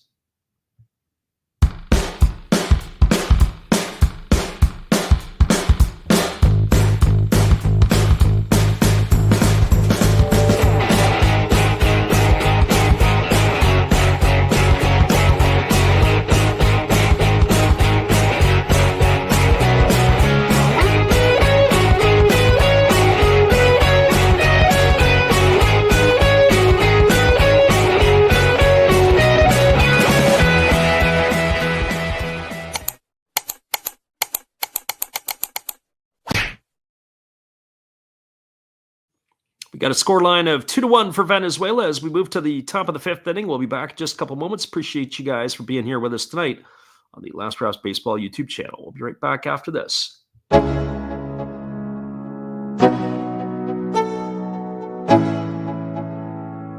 Let's go. Yeah. I'm like an addict, do I gotta have it. I ain't even playing, got a really bad habit. If it moves, gotta grab it, fuse like a magnet. Lose, won't have it till I'm doomed in a casket. I ain't playing, got a weird mind. If you work 8 hours, I'ma work 9. If the shoot tastes sour, you should taste mine. I'ma stay in power for a long time. Get up, nah, I ain't a quitter. Toss me the ball, I'm a really big hitter. Big picture, I'm a straight killer. Rising the song to the highest bidder. Got juice, got gas, I'ma move fast. New shoes, new tracks, like who's that? I'm new, come back better than last. Yeah, it's a new me, never. Just a couple of notes on the pitcher cam view from the United States. The fellow's from Michigan. He originally was in the Pirates organization. He had played at Michigan State and had appeared in 8 big league games back in 2022. He then moved over to the Angels, where he didn't get out of AAA in 2023. And this past year, he played in the Mexican League. So coming to bat for the Americans will be Justin Crawford, Tim Elko, and Willie McIver to try to unlock the key to success here against the starter Sanchez, who kicks and delivers a first pitch fastball taken for a called strike. The count is 0-1. Crawford 0 for 1 tonight. He struck out his first time up. Batting from the left side here against the right-handed throwing Sanchez, who kicks and fires. It is a breaking ball swung on and fouled straight back. The count now is 0-2. So no balls and 2 strikes. So our next game that we'll call will be on the 13th at 2 o'clock in the morning Pacific, 5 a.m. Eastern, as we will be moving over to look at Samurai Japan as that fastball swung on, grounded over to first, fielded neatly by the first baseman Perez, who steps on the base, and Crawford is retired on a ground out to 3 for the first out of the inning. So 1 up and 1 away, and that'll bring up the designated hitter, Tim Elko. A couple of things that we also noted, too, was that the in-between innings in this tournament, there is a maximum of 2 minutes and 25 seconds between innings, as they want to keep the pace of play. And after the 5th inning, they will take an extended break. It'll be 5 minutes in between the bottom of the 5th and the top of the 6th, and that is where they will do the field maintenance, as the fastball is swung on and fouled straight back, and the count is quickly 0-1 to Elko. Elko 0 for 1 tonight. He struck out his first time up against Sanchez. Just taking a look at Sanchez's numbers, and if our numbers are correct, he's got 7 strikeouts here tonight as the Venezuelan right-hander, as he delivers a fastball that's taken for a called strike, and the count now goes to no balls and 2 strikes.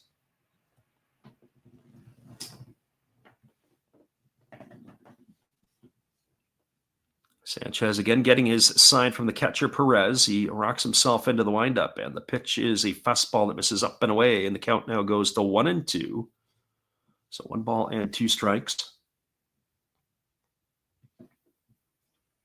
Premier 12 live commentary, as it is a Team USA against Venezuela.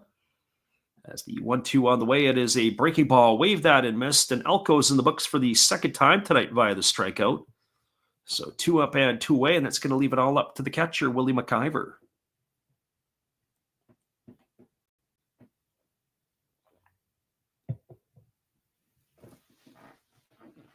Well, McIver tonight 0 for 1 in the ball game, still looking for his first hit of the Premier 12 tournament. Luke asked the question, what are we doing? Yeah, that is hopefully getting Sanchez out of the game, as that first pitch fastball misses outside. Yeah, that would be exactly right. Get this pitcher out of here. You got to find a way to get into the Venezuelan bullpen. As the 1-0 on the way, it is a breaking ball swung on and fouled right off the catcher, and the count is 1 ball and 1 strike to McIver. So 1 ball and 1 strike. Tamar Johnson waiting his turn on deck should McIver be able to reach. Only 2 hits for the Americans tonight, a single in the 3rd inning by Johnson and a home run by Shaw in the 4th. As there is a fastball that misses down, and the count now goes to 2-1. As the starter here has been very good tonight for Team Venezuela. Again, the right-hander rocking into the windup. Here comes the 2-1. Fastball misses upstairs, and the count now goes to 3-1. So 3 balls and 1 strike. Wanted to call the game yesterday. We were looking to do the game between Panama and Venezuela, and we couldn't get it done for a couple of reasons. One, we were under the weather a little bit last week, and so our preparation for this had kind of fallen by the wayside a bit. Weren't able to get things done and completed. There's a fastball swung on and missed, and the count now is at 3-2. Whoops, 3 balls and 2 strikes to McIver. But we are on track and ready to go for all the rest of it. As we said, late night games that are going to be coming up all weekend, all throughout the week and all through the weekend. So hopefully you can join us for those. So 3 balls, 2 strikes as the right-hander Sanchez rocks again into the windup and delivers. Fastball swung on and missed, and that is going to do it here as the Americans go in order again here in the fifth inning. No runs, no hits, no errors, and nobody left the board. We're moving to the bottom half of inning number 5. It is Venezuela 2 and the United States 1. We'll be back in just a few. Appreciate you guys for hanging in here with us tonight on the Last Rouse Baseball YouTube channel. We'll be right back after this from our friend Steve Rademacher, who has been in the house here tonight. Hello, guys. Thank you for joining Freddie here on his baseball game. And I'm Steve Rademacher, and my channel is really all about everybody, including all my international friends.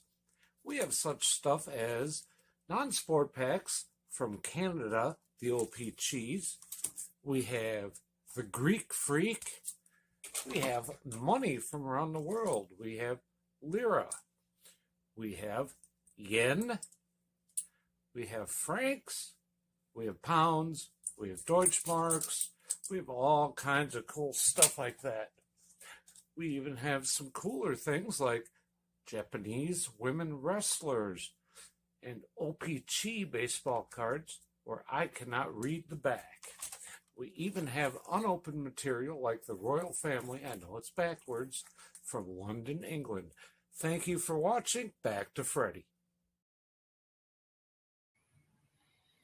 Appreciate you there, Steve, and all the support you give to our channel. Mario Sanchez, there are a number of them that are in professional baseball. And as far as we know here, this Mario Sanchez is playing for in the CPBL, which would be in the Chinese Taipei League. He had spent time at the major league. Well, he spent time in professional baseball in the United States with a few different organizations. He was with Washington, Philadelphia, and the Twins. But he also played in Venezuela. He played in the KBO. But right now, he is looking like he is just carving up the Americans here in this one. Well, Cam View is going to be back out to start his second inning of work. He only pitched to 3 batters in that last half inning, and he has been charged with one of the runs. He was able to get Reyes to end the inning. It'll be Francisco Arcia, Carlos Perez, and Alexi Amarista to come to bat here in the bottom half of inning number 5. As the lefty kicks and delivers, there's a fastball that's taken for a called strike. The count is 0-1 to Arcia. Arcia singled his first time up. He was erased on a fielder's choice, as he is 2 for 4 now in the tournament. As there's a fastball taken for a called strike, and the count now goes to 0-2. So no balls and 2 strikes.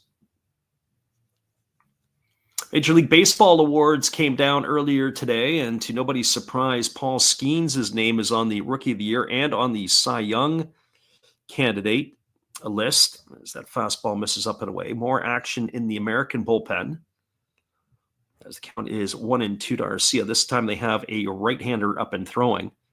There's a breaking ball swung on. That's fouled straight back, and the count is going to remain at 1-2. If we got the number correctly, it was a little bit at distance there. It looks like it was Eric Adler who is now up and throwing. After you see what is in store as this game progresses, as the lefty delivers. Breaking ball, waved at and missed, and Arcia is gone on strikes. He's out for out number 1, and that'll bring up the catcher, Carlos Perez. And for Carlos Perez, he drove in the first run of the ballgame tonight on a sac fly to left field. So officially 0 for 0 in the books. He's hitting .250 in the Young tournament. We do appreciate everybody who has tuned in here tonight to listen to our call. As the lefty delivers a first pitch fastball, that's taken for a called strike. The count is 0-1. Perez batting from the right side here against the left-handed throwing View. As he kicks and delivers, there's a fastball that misses down and away, and the count goes even at 1-1. Bottom of the 5th inning, Venezuela 2, Team USA 1. Lots of baseball left in this one, as the pitch on the way is a fastball swung on and fouled straight back, and the count goes to 1-2 on Perez. Not sure what the attendance on this one is here tonight. Lots of low camera angles, and the crowd behind home plate is healthy, but you can see when they start panning down the lines, there's a lot of empty seats. Of course, all eyes will be on that game between Mexico and Panama tonight from Guadalajara. As the pitch is a fastball swung on, this ball is lined into left field, and it's down. It almost skipped by the left fielder, Ward. He's able to, it took a kind of a weird hop, but he's able to keep it in front, and Carlos Perez is aboard with a base hit. That's the 5th hit of the ball game here tonight for the Venezuelans. That is going to bring up the top of the order in Alexi Amarista.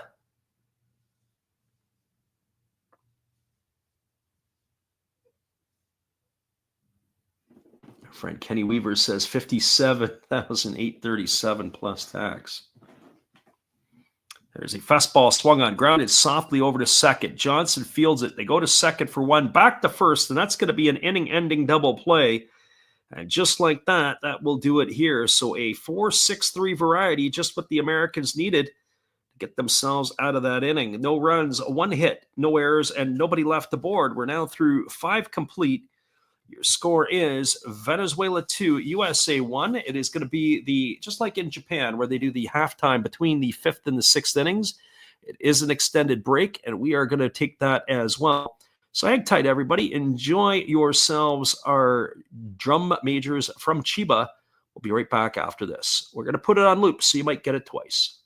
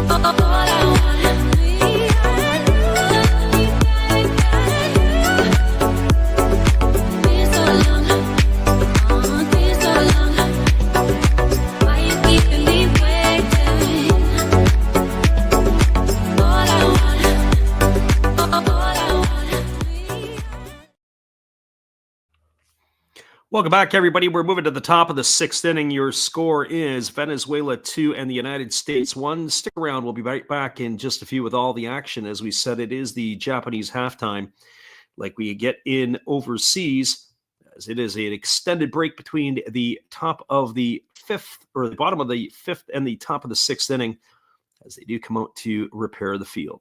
Hang tight, everybody. We'll be back in just a few. We appreciate you guys for listening in with us on the Last Rouse Baseball YouTube channel. Good evening, ladies and gentlemen. Namaste. Hey, I hope you guys have been enjoying the game.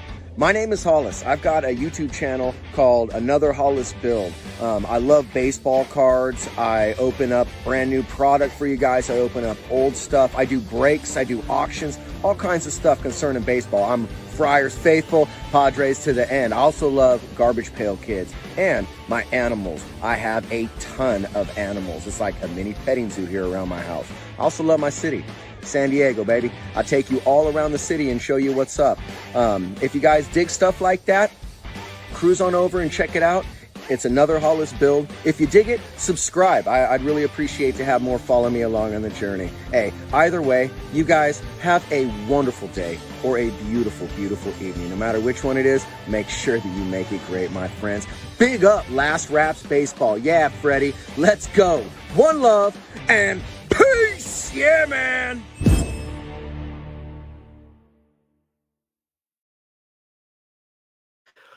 Welcome back, everybody. We are waiting ourselves the turn for the top of the sixth inning as we are looking at what we have here. We've got ourselves, we said Mario Sanchez on the hill tonight for the Venezuelans. Sanchez, who is currently 29 years old, he'll be 30 years old, actually just turned 30 years old at the end of October, was in organized baseball with a few teams. He started his career with the Washington Nationals. Then he went to the Phillies, went back to the Nationals, and then he spent time with Minnesota. He got to AAA back in 2022.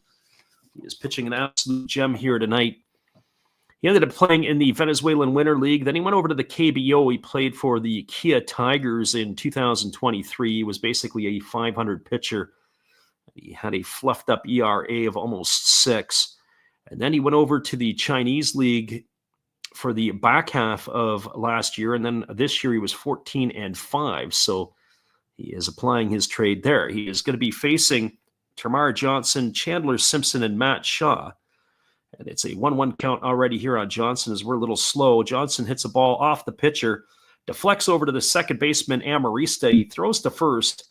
And that is going to retire Johnson. That's going to go in the books as a ground out 1-4-3 for the first out of the inning. It'll bring up the top of the order in Chandler Simpson.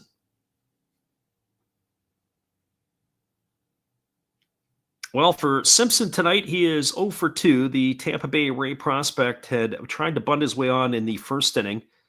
He grounded out to the catcher, and he flew out to right field his last time up. As the right-hander gets his sign from his catcher, Perez, he rocks himself into the windup.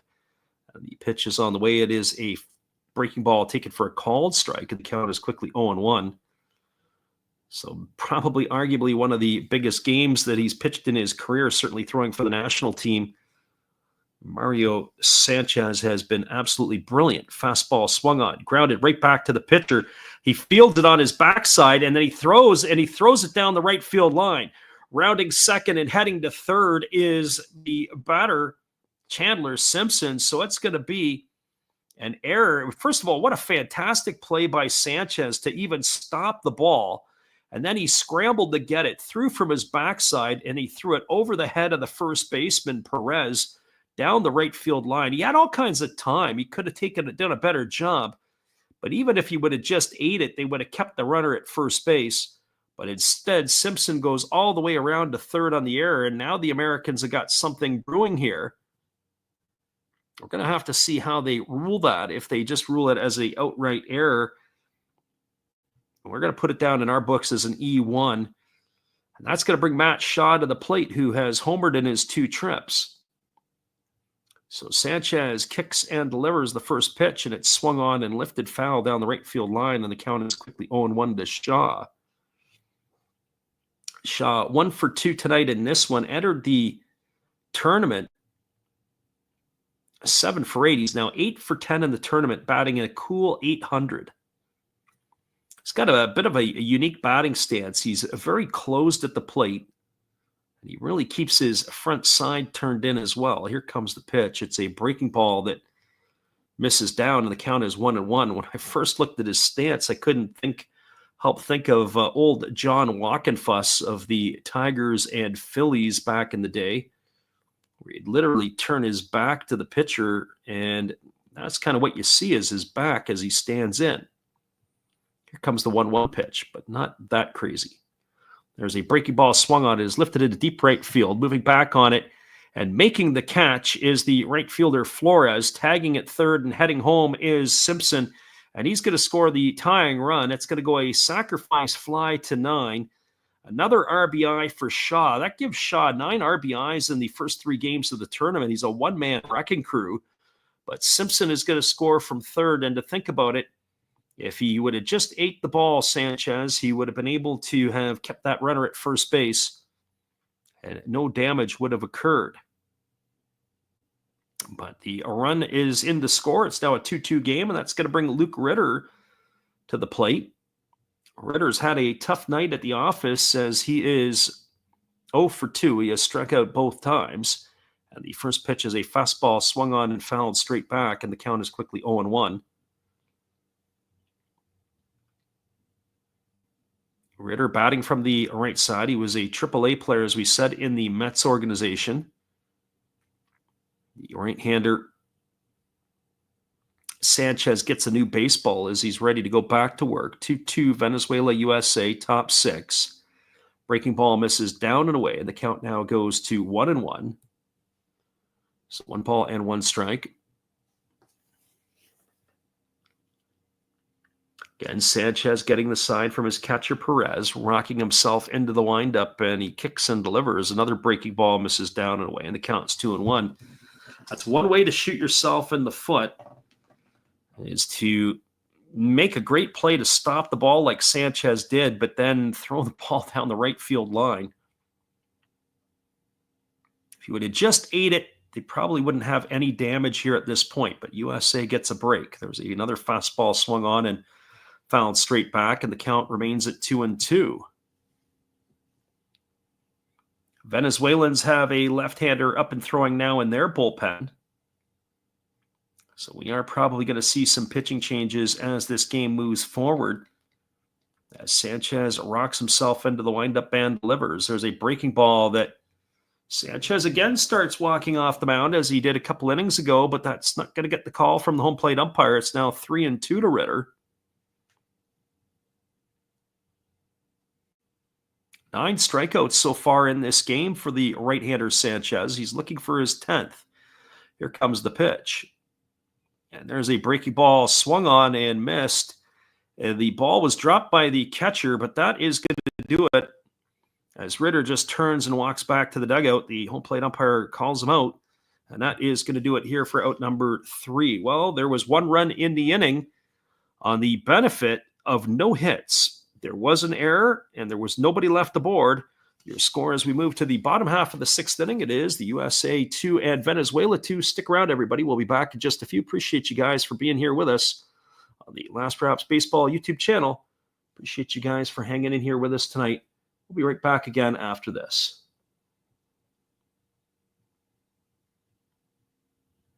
Well, you got to have an ace in the hole.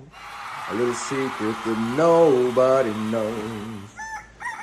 Life is a gamble, a game we all play. But you've got to save something for a rainy day.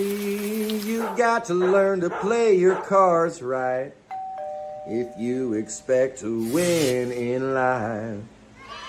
Don't put it all on the line for just 1 roll. You've got to have an ace in the hole. Yeah.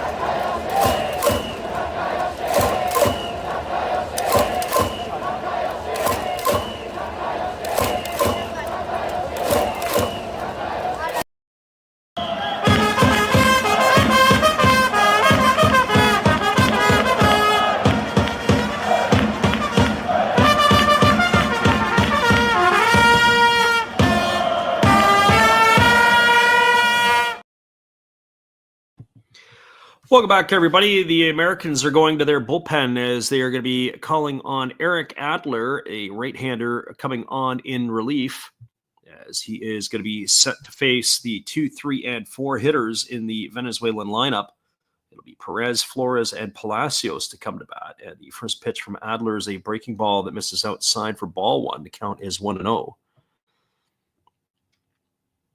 Adler, the right-hander, gets his sign.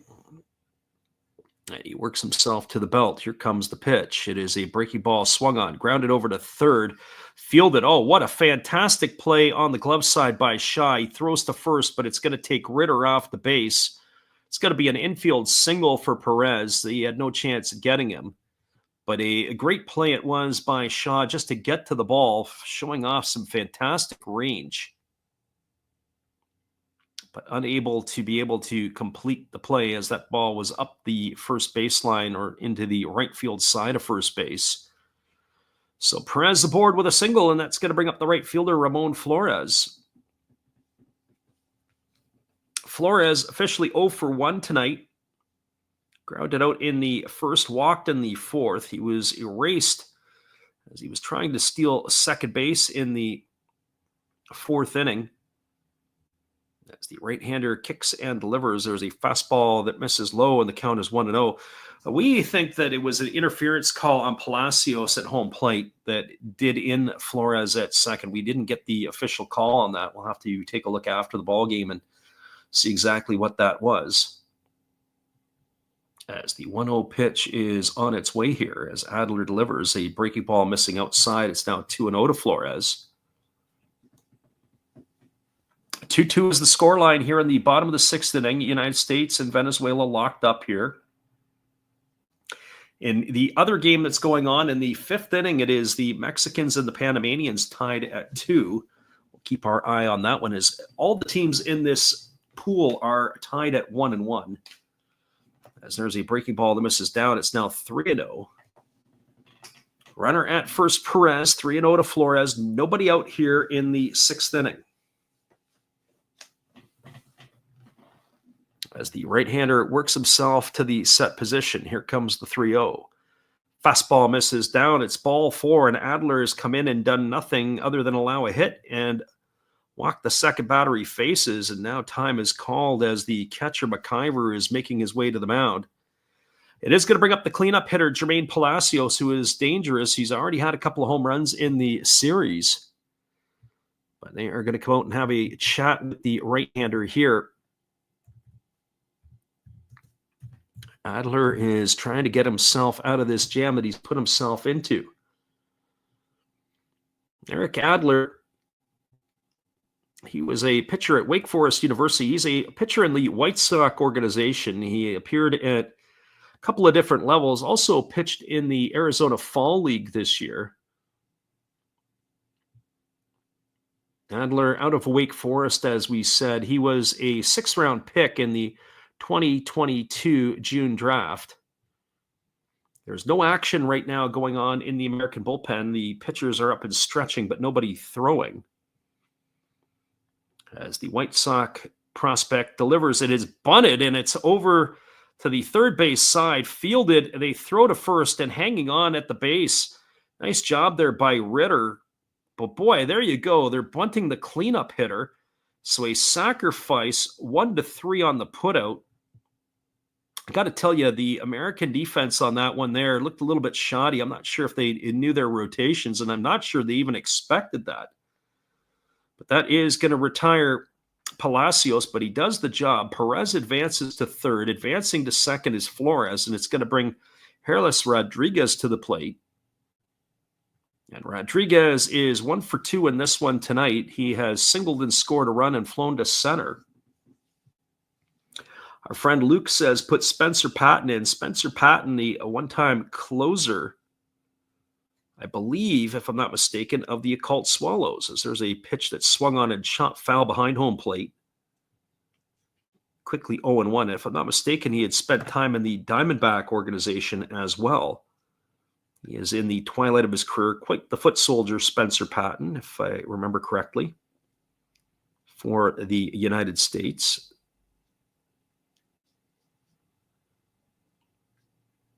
So no balls and one strike as Adler delivers a breaking ball that's waved at and missed, and the count now goes to 0-2. So Rodriguez in the hole here. Even a hook-barreled ground ball toward the 4-hole might be able to get a run in if they are moving their runners on contact. Runners at second and third, one gone. Rodriguez in the hole at 0-2. Diego Castillo waiting his turn on deck. 0-2 on the way. Breaking ball swung on, lifted into straightaway center field. It's going to get down for a base hit. That's going to get one run in. Crawford fields it, throws to the plate, and they are going to hold the other runner at third. I'm not so sure. I wouldn't have challenged the arm of the young Justin Crawford. But stopping at third is Flores. Crossing the plate is Carlos Perez. I will say this Venezuelan team does not particularly run well. RBI single here for Rodriguez, and it's going to bring Diego Castillo to the plate.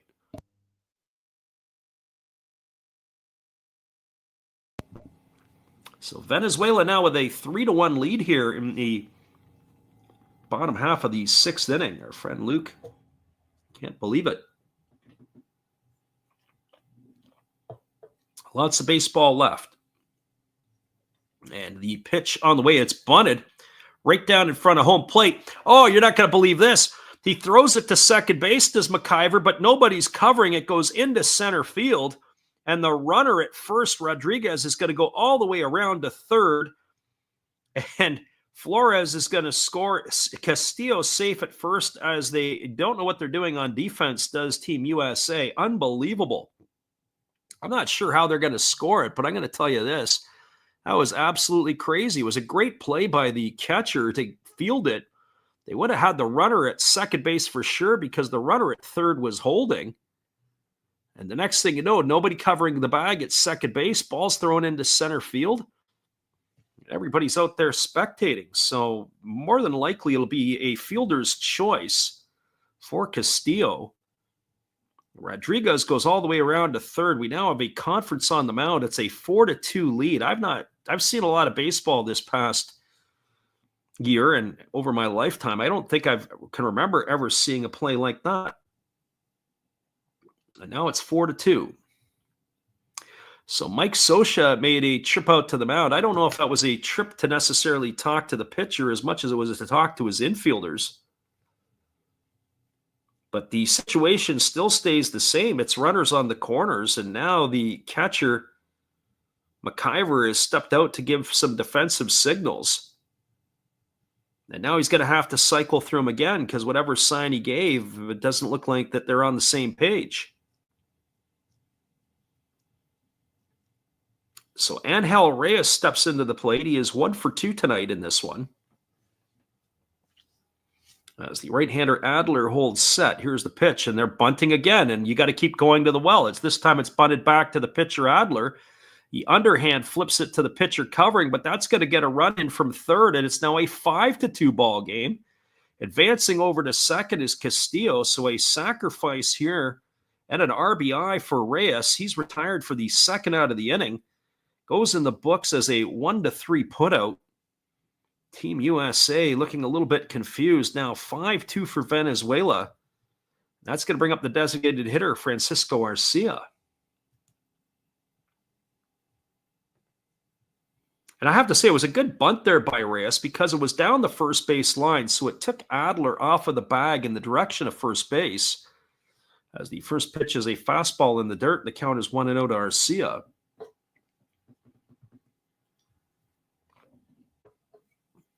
Kenny says it wouldn't be, you would have it if you wouldn't make the mental errors, and that is exactly where this game has gone awry. And the pitch on the way is a breaking ball that misses up and away, and I've got it at 2-0, although they only have it at 1-0 on the scoreboard, so I'm going to trust myself as Reyes is heading the count at 2-0. Or Arcia, I should say. And it is 2 balls and no strikes. Here's the pitch. There's a breaking ball that misses inside. It's now 3-0. They might as well just hold up the fourth finger and put him on because that would set up a force at any base. It is Carlos Perez, the catcher, who waits on deck, although he has enjoyed himself a nice ball game here tonight at the plate. Here's the 3-0. Fastball misses down. It's going to be ball 4. Arcia is going to be aboard with a base on balls. That's going to put runners at first and second with 2 gone, and it brings Carlos Perez to the dish. Well, this game has kind of gotten away on the Americans in a big hurry here as 3 runs are on the board. As we mentioned, we will have to update you exactly on what was not given as hits. They do have another left-hander up due the Americans in their bullpen. If they lose this game, they're basically going to have to run the table with their other couple of ball games. There's no guarantee that they're going to get through as that fastball is swung on and fouled away. Count is 0-1 to Carlos Perez. Perez tonight has a single for 1. He's also got a sac fly and an RBI. Luke says, are we eliminated if you lose? Well, you're going to have to run the table, and then you're going to have to hope for some help. Here's a fastball swung on. It's grounded to short. It's booted by Williams. He throws to first, but it's still in time, and they're able to get the slow-footed catcher Perez. But, oh, boy, he had to go to the backhand side, did Williams, and he was able to pick it up after he dropped it. So it's a ground out 6-3 to end the inning, but there's been damage done, and lots of it here by Team Venezuela. 3 runs in the inning on the benefit by our books of 2 hits. There was an error, and there was 2 runners left aboard. We are now through 6 complete. It is Venezuela 5 and the USA 2. We're going to have to update that for you in just a couple moments. We'll be right back after this. Appreciate you guys for being here. We'll be right back in just a few.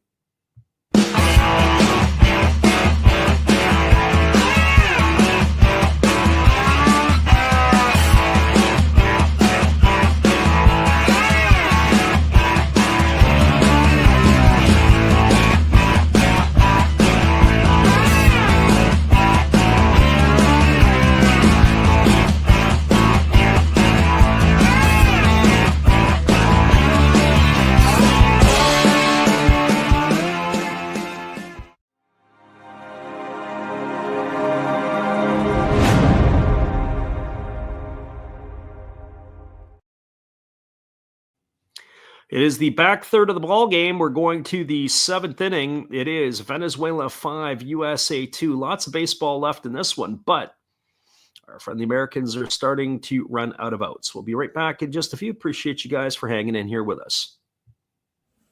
Thank you, Freddie. Appreciate your support and everybody out there. Steve again here, obviously, with the Milwaukee Brewers. Of course, we have Bernie Brewer on my favorite beverage of choice right there, along with a card of Bernie. Yay! Now, we got some special guests here. Now, I'm not just talking about our Hall of Fame lineup. I must be in the front row. Hey, come on there, Robin. I got 3,000 hits. What do you have? Well, I was the all-time saves leader, and I got 1.5 feet on you. Okay, Raleigh, settle down, buddy. Now, none of this could be possible without Harvey's Wallbangers. There's Harvey. And who could forget the Fonz? Hey. Welcome back, everybody. We do have ourselves a pitching change as the Venezuelans have gone to a left-hander, and we're going to have to get you that here in just a moment. Coming to bat here will be Ryan Ward, Carson Williams, and Justin Crawford for the Americans. And it's already no balls and 1 strike here to Ward as the lefty delivers a fastball that misses upstairs, and the count goes even to 1-1. As we have a look, it looks like it's Jose Alvarez who is on in relief here. So Alvarez, the lefty, on in replacement of the starter Sanchez. As that fastball misses outside, it is now 2-1. And that'll be good news for the Americans and get that Sanchez out of the ball game as he had really pitched well, striking out 10 American batters in 6 innings. Fastball swung on. It's going to be lifted foul into the seats over on the first base or third base line. The count remains at 2-2. So 2 balls and 2 strikes. Carson Williams and Crawford to follow here. As we said, it's a decent crowd behind home plate, but it also looks like it's a decent crowd down the lines. I haven't got an attendance yet. There's a fastball taken for a called third strike. Ward stood there like the house by the side of the road. He watched it go by. He's gone for out number one, and that's going to bring up the shortstop, Carson Williams. So for our American friends who are listening in here tonight, all I can say is that there's just way too many strikeouts the Americans have gone down on here tonight. And if I also look at the looking ones, by our count, that would be the second called strike tonight, looking. That brings Williams to the plate. He is, as he takes the first pitch for a strike, count is 0-1.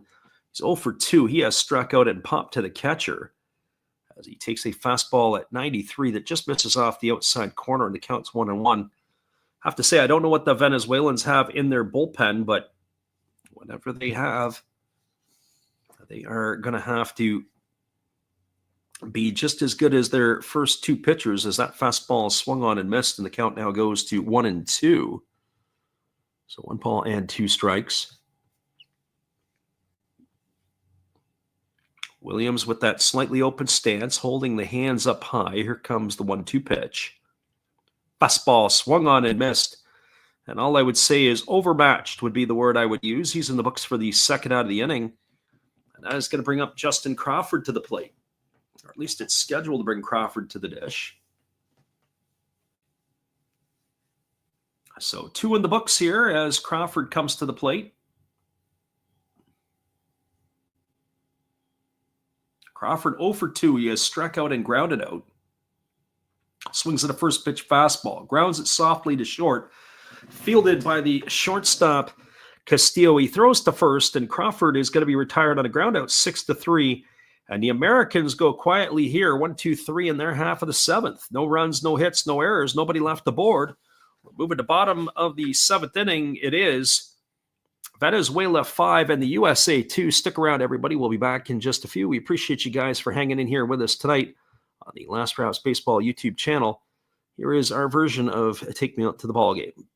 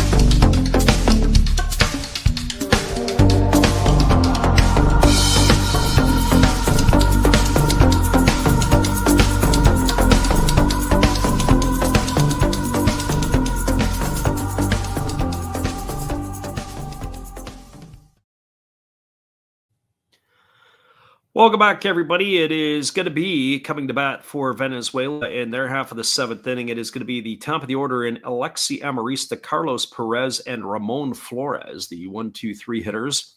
Our friend Kenny wants to know the question, and he says, why do they sing Take Me Out to the Ball Game when they are already there?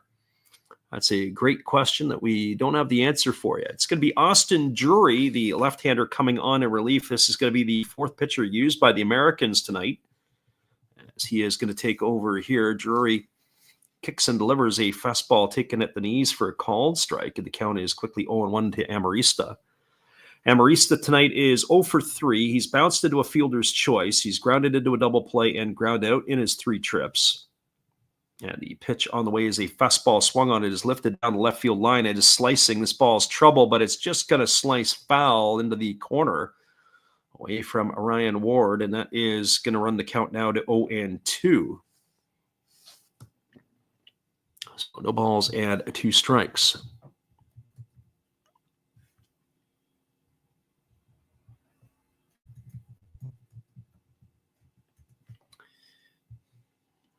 Drury gets himself a new baseball as it's no balls, 2 strikes here to Amarista.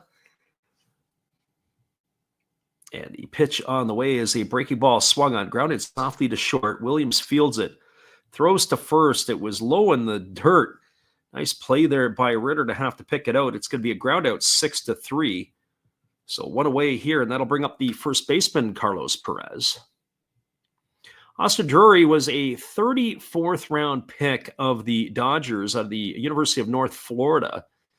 Drury, the left-hander, had spent time with the Dodgers organization up until 2022, and then he is over in the Independent League, played in the Venezuelan Winter League, and he was in the Mexican League this year. As he delivers a first pitch strike to Carlos Perez, count is 0-1. Perez 1 for 3 tonight. As he swings at a pitch, he grounds it over to the, did he ground it or did he catch it in the air? There's a diving stop there by Matt Shaw. Thought that ball was going to hit the ground just in front of him, but no, the umpire says that he got it. I want to look at the replay. I got to say the replays of this has been a little bit dicey tonight. We do get when we get an angle that we haven't seen before. Yeah, well, I guess he did. That was a nice play. The angle originally that we had didn't quite give us that same look. It looked like the ball had hit the ground. But that is going to be a line out to the third baseman. And now the pitch to Flores is swung on. It's lifted into straightaway center field. Camping out underneath it is Crawford. And we're going to have ourselves a really quick 1-2 inning. And that's exactly what the Americans needed. As Crawford is going to haul that one in. No runs, no hits, no errors, and nobody left the board. Venezuela goes quietly in their half of the 7th. We're moving to the top of the 8th inning. Your score is Venezuela 5, the United States 2. Stick around, everybody. We'll be back in a few with all the action. Appreciate you guys for listening in tonight on the Last Rouse Baseball YouTube channel. Americans are coming to bat when we return after this.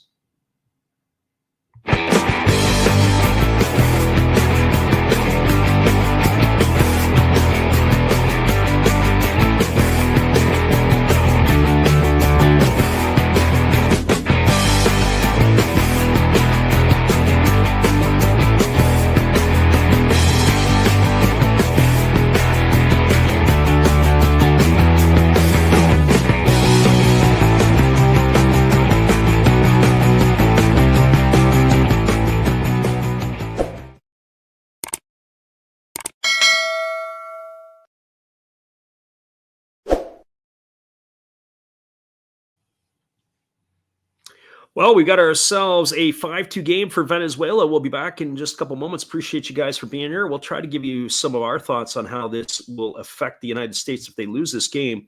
But basically, they're going to have to run the table afterwards, and then they're going to have to hope for some help and some head-to-head stuff. We'll be right back in just a few. Appreciate you for being here.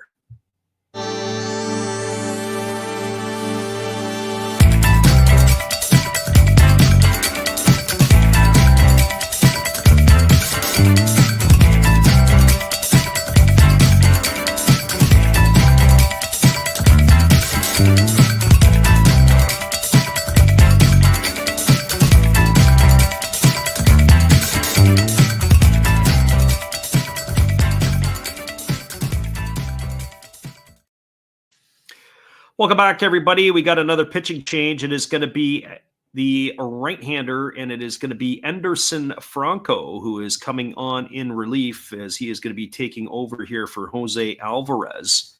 And he is going to be slated to face Tim Elko, Willie McIver, and Termar Johnson. So we were asking, or at least our chat's been asking the question, what happens if the United States loses this game here tonight? Well, the other 2 remaining games that they have to play are against Panama and Mexico. So Panama, one would expect that the United States should be able to win, and then that would give them head-to-head over Panama and the Dutch. As the first pitch fastball is swung on and fouled away, and the count is quickly 0-1. The problem is then you're going to have to play Mexico, and I do believe when they play Mexico, it's going to be a wild, raucous crowd in that final game. And as long as the Mexicans have done their part of winning, then maybe it won't mean so much if they win or lose. There's a fastball swung on. It is lined into left center field for a base hit. Cutting it off is the center fielder, Rodriguez, and he fires it back in. And it was a pinch hitter who had come up to bat here for the Americans as Elko's night was done. We didn't get the pinch hitter there, but it is going to be Colby Thomas who got himself the base hit. So Colby Thomas, who came in to pinch hit for Elko, aboard with a single, and that is going to bring up the catcher, Willie MacGyver. And it is also going to bring the infield in to have a discussion with their right-hander, Franco. Looks like the pitching coach is on the way, or is they just checking on his well-being? Well, the pitching coach is out there as they have a full conference on the mound. So Thomas with a leadoff single to get things going. It'll be MacIver slated to come to bat, and then Tremar Johnson, and then the top of the order. So basically, to answer your question, it probably if they lose tonight and beat Panama, it's going to come down to that game against Mexico. But even there, the loss to Puerto Rico, you're going to hope that Puerto Rico doesn't run the table the rest of the way. They're 1-1. And of course, the game with tonight that is between Panama and Mexico, locked up at 2 is the last time we looked in, is also another game that you're going to have to keep your eyes on, because if Panama, for some strange reason, won that game, then that just throws a wrench in this whole tournament. There's a fastball swung on and it's fouled straight back, and the count is quickly 0-1. So no balls and 1 strike.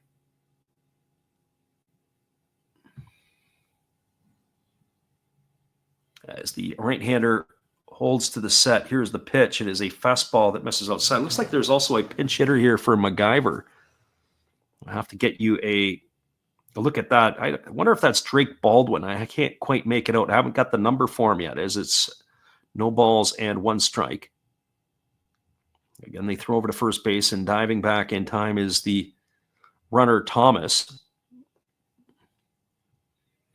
That is my guess, that it would be Drake Baldwin, the former White Sox. As there is a pitch that swung on and fouled away over on the third base side. Now the count goes to 0-2. And with that being said, Baldwin is going to be coming in to catch as well.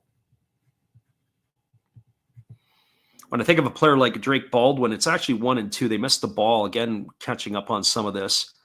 Fastball swung on. It is lifted into left field, coming in hard on it. But underneath it to make the catch is the left fielder, Angel Reyes, and that is going to retire Baldwin. Well, to say Baldwin reminds me a bit of a 4A player, where he's too good for AAA, but not good enough to get into the big leagues. And I'm sure there'll be a few of those type of players that we're witnessing here. As I say, even a guy like maybe that Luke Ritter or Ryan Ward, those type of players as well. Too good for AAA, blocked maybe in some spots. Certainly Ward would be in the busy outfield in Los Angeles, as the pitch is a breaking ball that misses up and away. And the count is quickly 1-0 to Tremar Johnson. Johnson tonight is 1 for 2. He's got a single and 2 trips. As the right-hander works himself to the set position, they throw over to first base, and diving back in time is the base runner, Thomas. Americans need some instant runs if they want to get back into this one. They find themselves down 3 as there's a breaking ball waved at and missed, and the count now goes to 1-1. So 1 ball and 1 strike.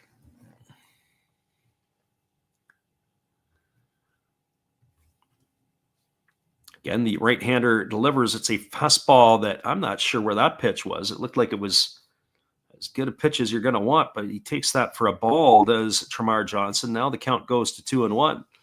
All of a sudden, the home plate umpire's strike zone has gotten to the size of an ice cube, and a melting one at that. There's a breaking ball swung on and missed, and the count now goes to 2-2.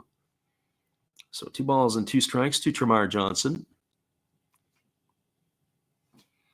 Chandler Simpson scheduled to follow here.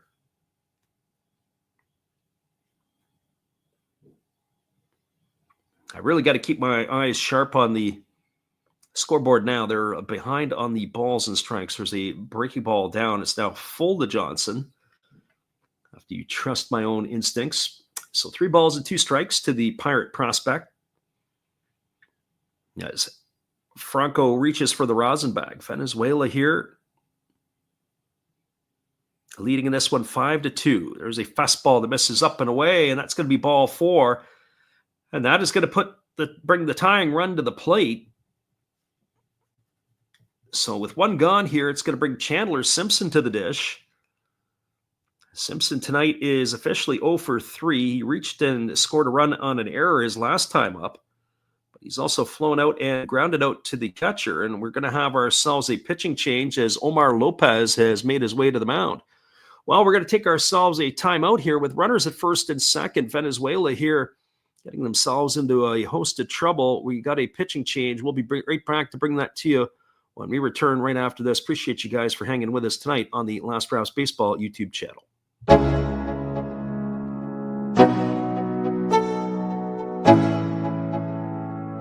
Let's go. Yo. I'm like an addict, I gotta have it. I ain't even playing, got a really bad habit. If it moves, gotta grab it. Fuse like a magnet, lose, won't have it till I'm doomed in a casket. I ain't playing, got a weird mind. If you work 8 hours, I'ma work 9. If the shit tastes sour, you should taste mine. I'ma stay in power for a long time. Get up, nah, I ain't a quitter. Toss me the ball, I'm a really big hitter. Big picture, I'm a straight killer. Rising the song to the highest bidder. Got juice, got gas, I'ma move fast. New shoes, new tracks, like who's that? I'm new, come back, better than last. Yeah, it's a new me, never. Welcome back, everybody. We do have a pitching change as it's going to be a left-hander coming in for the Venezuelans. And we have to do a check on this. We're not sure if it is going to be Liarvis Brito or if it is going to be the lefty Anthony Vizcaya, as we are waiting to see exactly who that is. But it does look like it is going to be the lefty Liarvis Brito. We'll have to bring you his specs here in just a couple moments. Appreciate you guys for hanging here with us tonight on the Last Rouse Baseball YouTube channel as we are in the top of the 8th inning. We're just getting ourselves caught up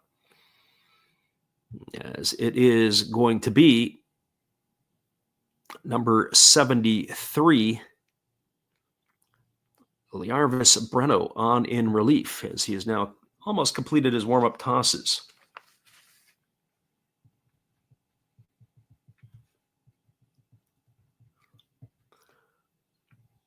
And slated to come to bat for the Americans, it is supposed to be the top of the order in Chandler Simpson. We're going to wait to see if Mike Scioscia is going to go to the bench again or if he's going to let Simpson continue to play. It looks like Simpson is going to be the hitter here.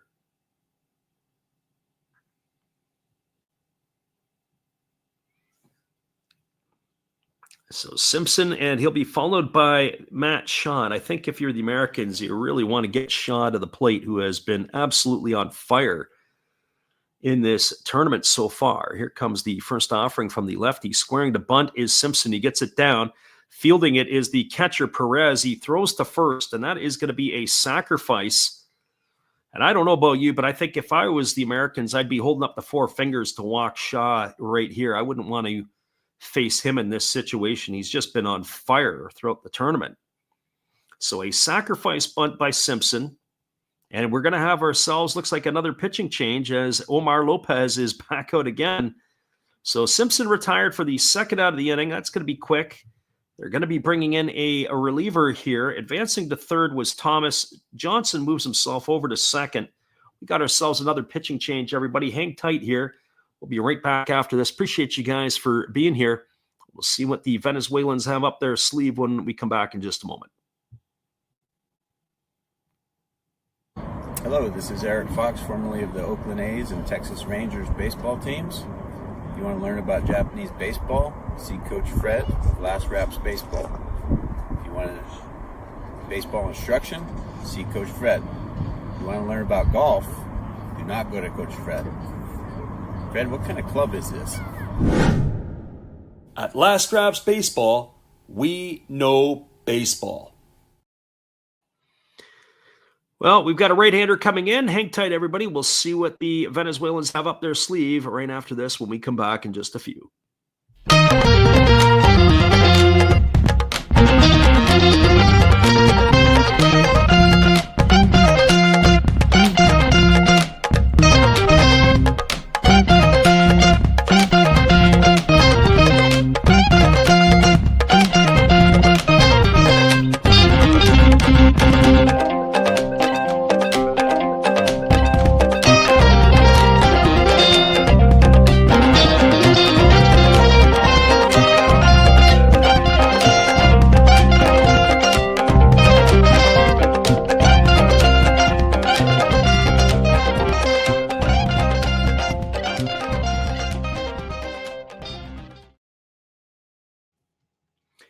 Welcome back, everybody. It is going to be Matt Shaw coming to the plate here. And as I said before, I'm not really sure why I would be pitching to him in this situation. You've got an open base with two gone here. It is a right-hander here for Venezuela that is taking over. This is going to be number 76.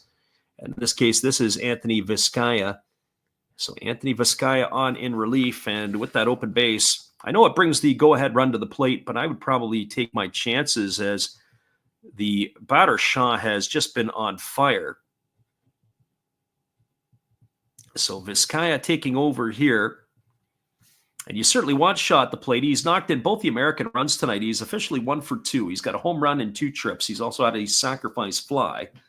And the first pitch coming here from Vizcaya on the way is a fastball that misses well outside at 93 miles an hour. Count is quickly 1-0.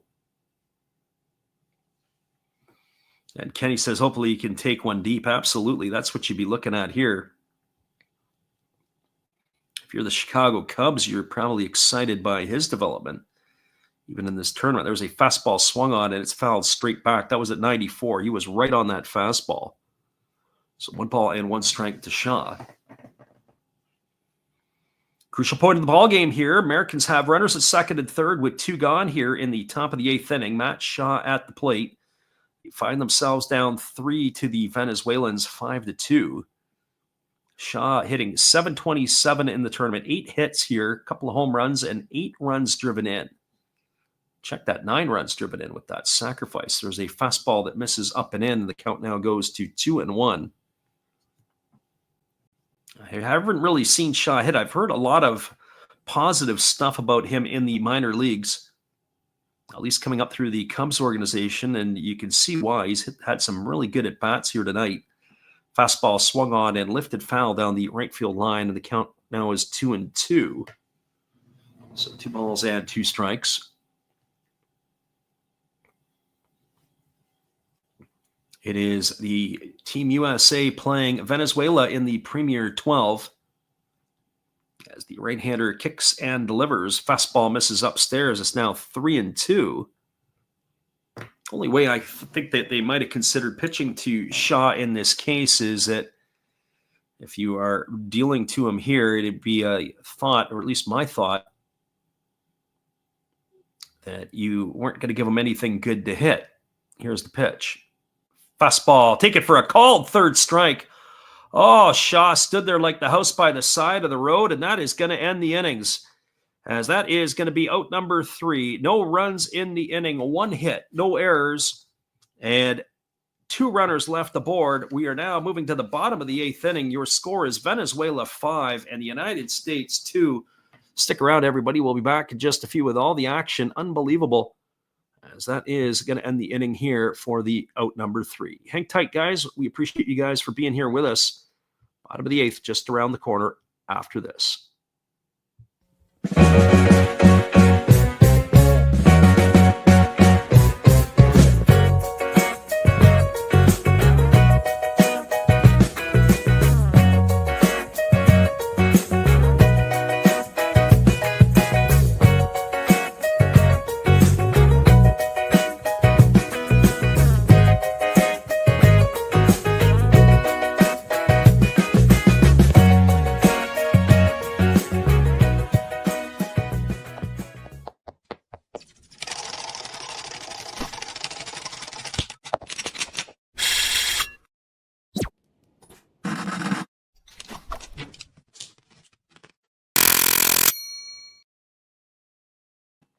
5-2 for Venezuela as we go to the bottom of the 8th. Stick around, everybody. We'll be back in just a few after this.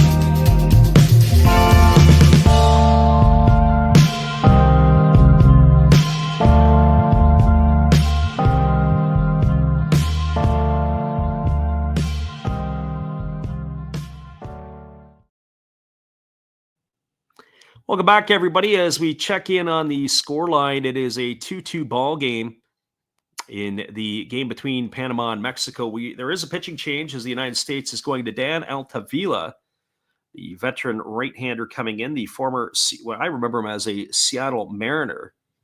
So Altavilla coming on in relief as he is going to be taking over here.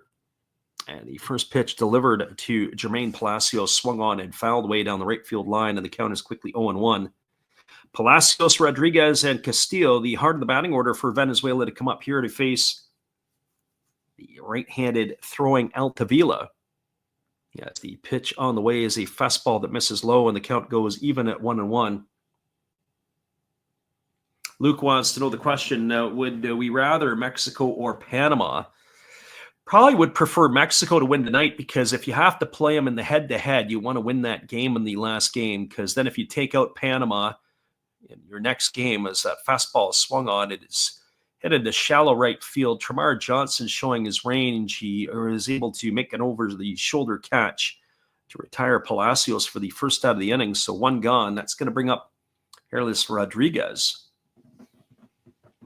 So the reason I say that is if Panama wins, or if Mexico wins tonight, then if you beat Panama tomorrow, then Panama would have 3 losses. That would, or if it's tomorrow or the next night, I can't remember when USA plays again, that would knock Panama out. And then if the Americans play the Mexicans, they would control the head-to-head in that situation. So you probably want Mexico to win tonight, and then you want to beat Mexico. That would put you at 3-2 if you can run the table. That first pitch to Rodriguez is fouled away, and the count is 0-1. He tried to bunt himself on. Rodriguez, a nice night at the office tonight, 2 for 3, a couple of runs scored, and an RBI. As the right-hander delivers, it is a fastball swung on and fouled away, and the count now goes to 0-2. Altavilla really dialing it up at 97 miles an hour on the gun. But as Luke says, 3 runs may be too much to come back from. Looking ahead to the Americans' 9th inning, it is going to be the 3, 4, and 5 hitters scheduled. Ritter, Ward, and Williams. As the pitch is a fastball swung on. This ball is lined into right field. If it stays fair, it's going to be trouble, and it's just going to hook foul into the corner. And the count remains at 0-2. It's too good a pitch at 0-2 to deliver to Rodriguez there. As a reminder, we'll be on the airwaves, but it'll be in the middle of the night as we switch over to the Asian series. Can't do the rest of the North American series. Would like to have done it, but it'll be Japan who will be following, but we'll also do the Cuba-Korea game in the middle of the night as well. So 2 a.m. Pacific, 5 a.m. Eastern if you're around for those. Fastball swung on and missed, and Rodriguez is in the books. He's gone for the second out of the inning. That's going to leave it all up to Diego Castillo. So for those of you who are in North America, as we said, we will follow the Japan team as they have a loaded ball club. I say loaded. The pitching's pretty decent, but it is the offense that is going to make it or break it for them as they have some of their star players that are playing. As the first pitch fastball misses down and away, and the count is 1-0 to Castillo. Have to tip your hat to the Japanese. They do answer the call. The Japanese played the Hiroshima Carp last week and knocked them off 5-0 in an exhibition tune-up. As that fastball misses down, and the count now is 2-0. Then they proceeded to beat up on the Czechia Republic in a 2-game series as they had come on over to play the Japanese. Fastball taken for a called strike, and the count is now 2-1. Luke says, can we cover? Well, I think you should be able to take care of Panama. That game, again, is tied at 2 in the 7th. I think you should be able to take care of Panama. There's a fastball taken for a called strike. But the Americans will probably turn to the veteran Rich Hill to go up against the Mexicans in that final game. The Rich Hill, of course, the 44-year-old left-hander, Boston Red Sox, Pirate pitcher with many teams, as that fastball was swung on and knifed foul down the right field line, and the count remains at 2-2 to Castillo. So 2 balls and 2 strikes. Castillo as well has been all over the base paths tonight, as he's been on twice. He has also driven in a run. As the right-hander Altavilla ready to deliver again, 2-2 on the way. Fastball swung on and another one fouled straight back, and the count remains at 2-2. 5 runs, 7 hits, 1 error for Venezuela. 2, 4, and 2 for the Americans in this one tonight. The costly inning was the 6th inning when the bunting came out for Venezuela, and the Americans just couldn't handle it. There's a breaking ball swung on and missed. Castillo's in the books for the 3rd out of the inning, and we're going to the top of the 9th, as it is a 5-2 lead for Venezuela. No runs, no hits, no errors, and nobody left aboard for the Venezuelans. USA will bring Ritter, Ward, and Williams to the plate when we return. Hang tight, everybody. We appreciate you guys for listening in here with us tonight. We'll find out who the Venezuelans are going to try to close it out with when we return after this. Appreciate you guys for listening on the Last Raps Baseball YouTube channel. We'll be right back after this.